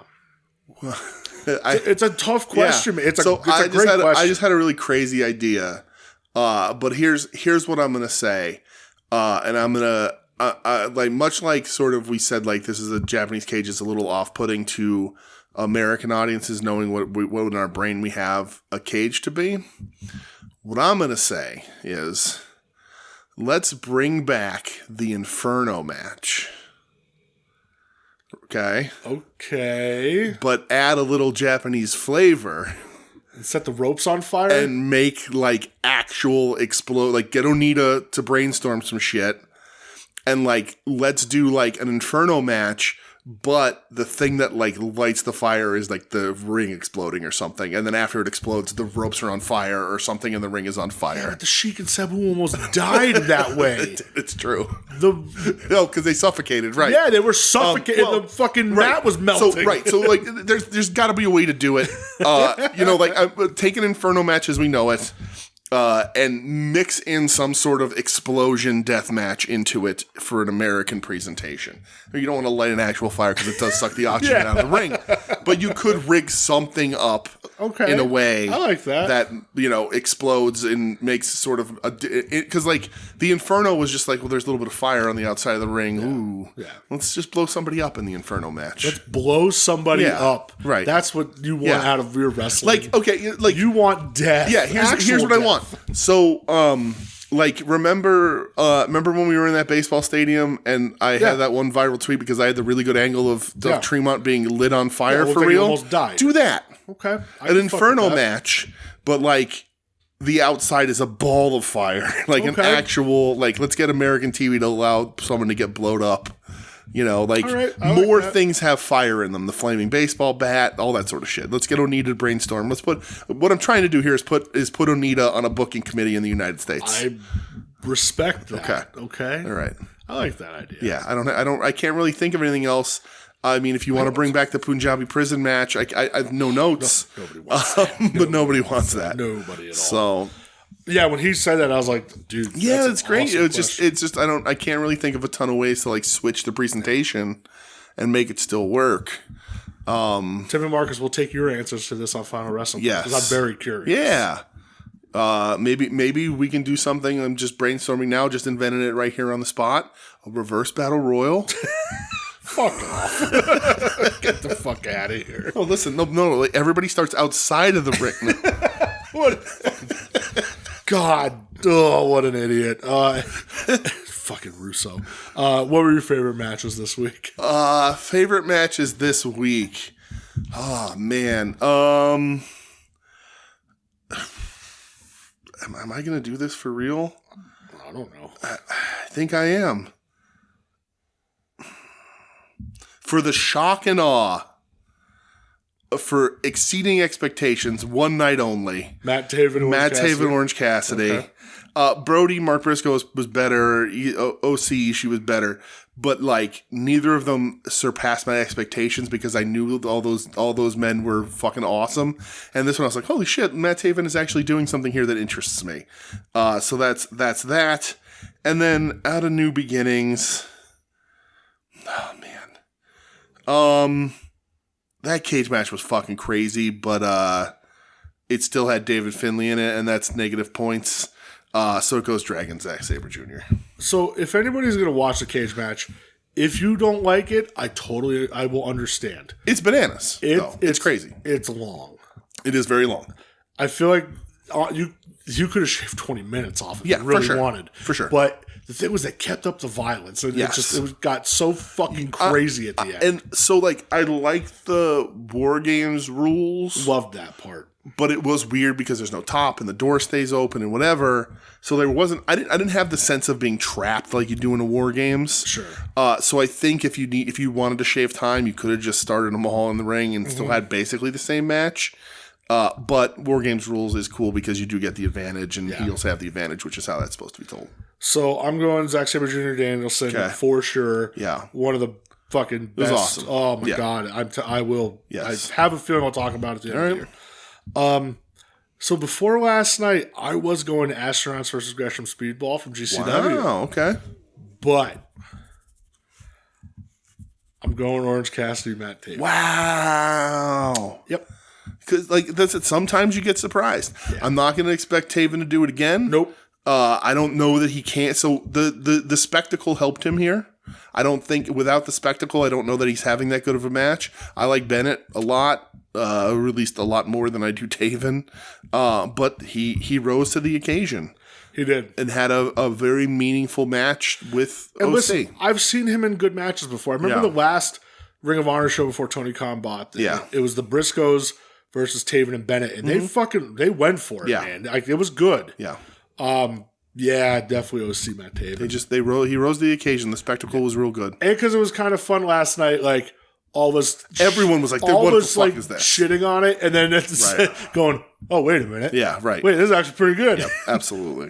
So yeah, that's what I'm going with. All right, I like it. I'll start with what I bought this week. Okay. I bought a thing. Okay, what'd you buy? And I bought it today. Oh. So I had some Amazon credit, and the trailer for X-Men '97 dropped. Oh, baby. Not what you think. Oh. And I was like, all right, I can't wait. This is going to be the fucking best. I've been waiting for this Yeah. because it's supposed to come out like November of last year. Yeah. It dropped and I go, oh, hey, yep. And I went and bought the X-Men, the Marvel Legends Bishop finally. That's what I was going to say. That's what I thought. Yep, The Bishop. Nice. Finally completed my Good. first set. Good. The rest of it's up for pre-order still, but Yeah. I'm like, I hope I see it in stores. Yeah, we shouldn't have a Or problem. Amazon runs some specials. Yeah, So. you shouldn't have a problem. No, because I bought them Yeah. almost all in stores. Yeah, right. So, Yeah, I've saw most of them in stores too. yeah, So. I know our Walmart still has like Storm and Rogue. I Yeah. think. But yeah, fine. I was like, because Yeah. forever I was thinking about buying the Bishop, and right. I had some Amazon credit, and I go, yep, all right. And they do feature him in the trailer and stuff. So, yeah, it looks cool. Yeah. So that makes me real All right, happy. nice. So, what did you buy? So I teased that I bought something last week, but I was going to wait for it to come in because I wanted the shock and awe for you. Yeah. So I didn't buy much. Again, saving for the Mania weekend and all that happy horse That's kind of shit. what I'm doing too. But just put that right there, and you can take a look, see You bought at cardboard. what that is. You bought a piece of cardboard. I did. Holy shit. Oh my god. What the fuck is this? So that is the Popey Terry Funk card. Oh, from the package? That's the card that comes with the Terry Funk Popey. Is so that I don't badass, have. dude. Yes. Wow. So that's the Holy card that shit. comes packaged with his the original Popey. Dude. figure, which I will get one day. Are you gonna get this graded? You get this slabbed up? Probably. I'm gonna get that and the other one, the Wrestling Superstars one. Well, it's not a high grade. Neither of them be high grade. I think I want to get them graded. Well, if you do, let me know. So- Because my brother-in-law, he does all his whatnot shit. And Yeah. He gets a bunch of shit graded. Oh yeah, but yeah, you can see it So- right there, right? Same card, So badass. right? Is it? Yeah. So there you go. absolutely. Yeah. So that's the card that comes with the Popey. Killer, dude. Do you want to ask me how much I paid for it, Brett? Because you remember, I was on the look for it a while ago. You were. That's And fucking sick. I waited somebody at for 40, and I waited, and they marked it down to 20, and then it's still listed, but every time you go to buy it, it says not available, and they put another one up for like 120. $10. I wish. I paid- $110. Okay. No. $50. I paid $19.50. That's a fucking steal, dude. Are you serious? My consolation prize for not winning the 1 of 100 Terry. Dude, Which- that's amazing. Yes. If it was last year when I had a little bit more expendable money, that 1 of 100 would have been mine. Yeah. So this is the Terry. It's in really nice condition, I think. That's For how old it is. You gotta get it graded. I'm gonna get it graded. I'm not like a big grading guy, Yeah. but Well, in cards, I understand. I can still see it. I don't need to touch the card. Yeah. This and the rookie, the blue one that I have, which isn't great condition, but I'm gonna get it graded anyway, just to have them graded because they look nice in there and protect them. absolutely. And then That's one day killer. I will buy the Popey that is on eBay. There's a few of them, That's so sick. and then that'll be What it. if PSA would do that? I don't know. I've never had anything graded before, Me either. so I own one graded thing. Yeah. I got a Christmas gift of a Jalen Hurts Eagles card graded. Oh, nice. Gem Mint 10. Ooh. Pop How of fancy. 2. Ooh. But yeah, that's fucking There's killer, not dude. there's not many of these floating around. No. That's a So- great shape, too. Yeah, it's got like the one little corner ding, but I don't think that's it. It's in better shape than his. What And people like you consider said, his who gives a rookie card. shit what grade they give Right. it? You I don't just care. want it slabbed. I just want it slabbed. That's Yep. awesome. Fuck yeah. Yeah. Man. So That rocks. that came in, shipped all nice, Sick. in a penny sleeve, in a hard thing. Yep. That's awesome. 1950. I'm going to have to bring up my cards when I'll I do that all we day. We could show. Yeah. Well, you can look through all my Muda cards. And I'm not a card guy. I'm not like looking to get like Terry. Like I like them, but Yeah. like I'm not like hankering, but like I figured his rookie and this are two pretty important cards. Absolutely. That's so good shit. Yeah. You could look at my Dusty Rhodes New Japan card I bought this week. Nice. Cool as That's fuck. funny. New Japan card. Yeah. That's cool. All right. I guess that's it. Is that it? Yeah. Let's get the frig out All of right. here. Let's go see Madam Web. All you web heads out there. Webheads. No spoilers, anybody. No, better fucking Saw that not. Todd's seeing it tonight in IMAX. No spoilers. When are we going? Probably maybe Sunday. Sunday, yeah. That works for we'll me. see. All right, cool. Football's over. What else you doing? True. But thanks for listening, everybody. This has been We Need Wrestling. You can find us online at We Need Wrestling on social media. At WeNeedWrestling.com. You can email the show at WeNeedWrestling@gmail.com.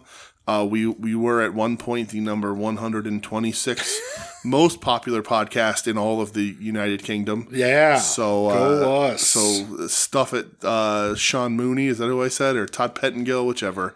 I think it was Sean Mooney because I think I yeah. sent you a text saying "fuck Yes. you, Sean Mooney." But yeah, so all those social medias, online, Podbean, Apple, iTunes, all that shit. And we're a proud member of the soon to be named network. Find all the other shows there at soon-to-be-named-network.com, soon-to-be-named-network.tumblr.com, at STBN Network on the social media.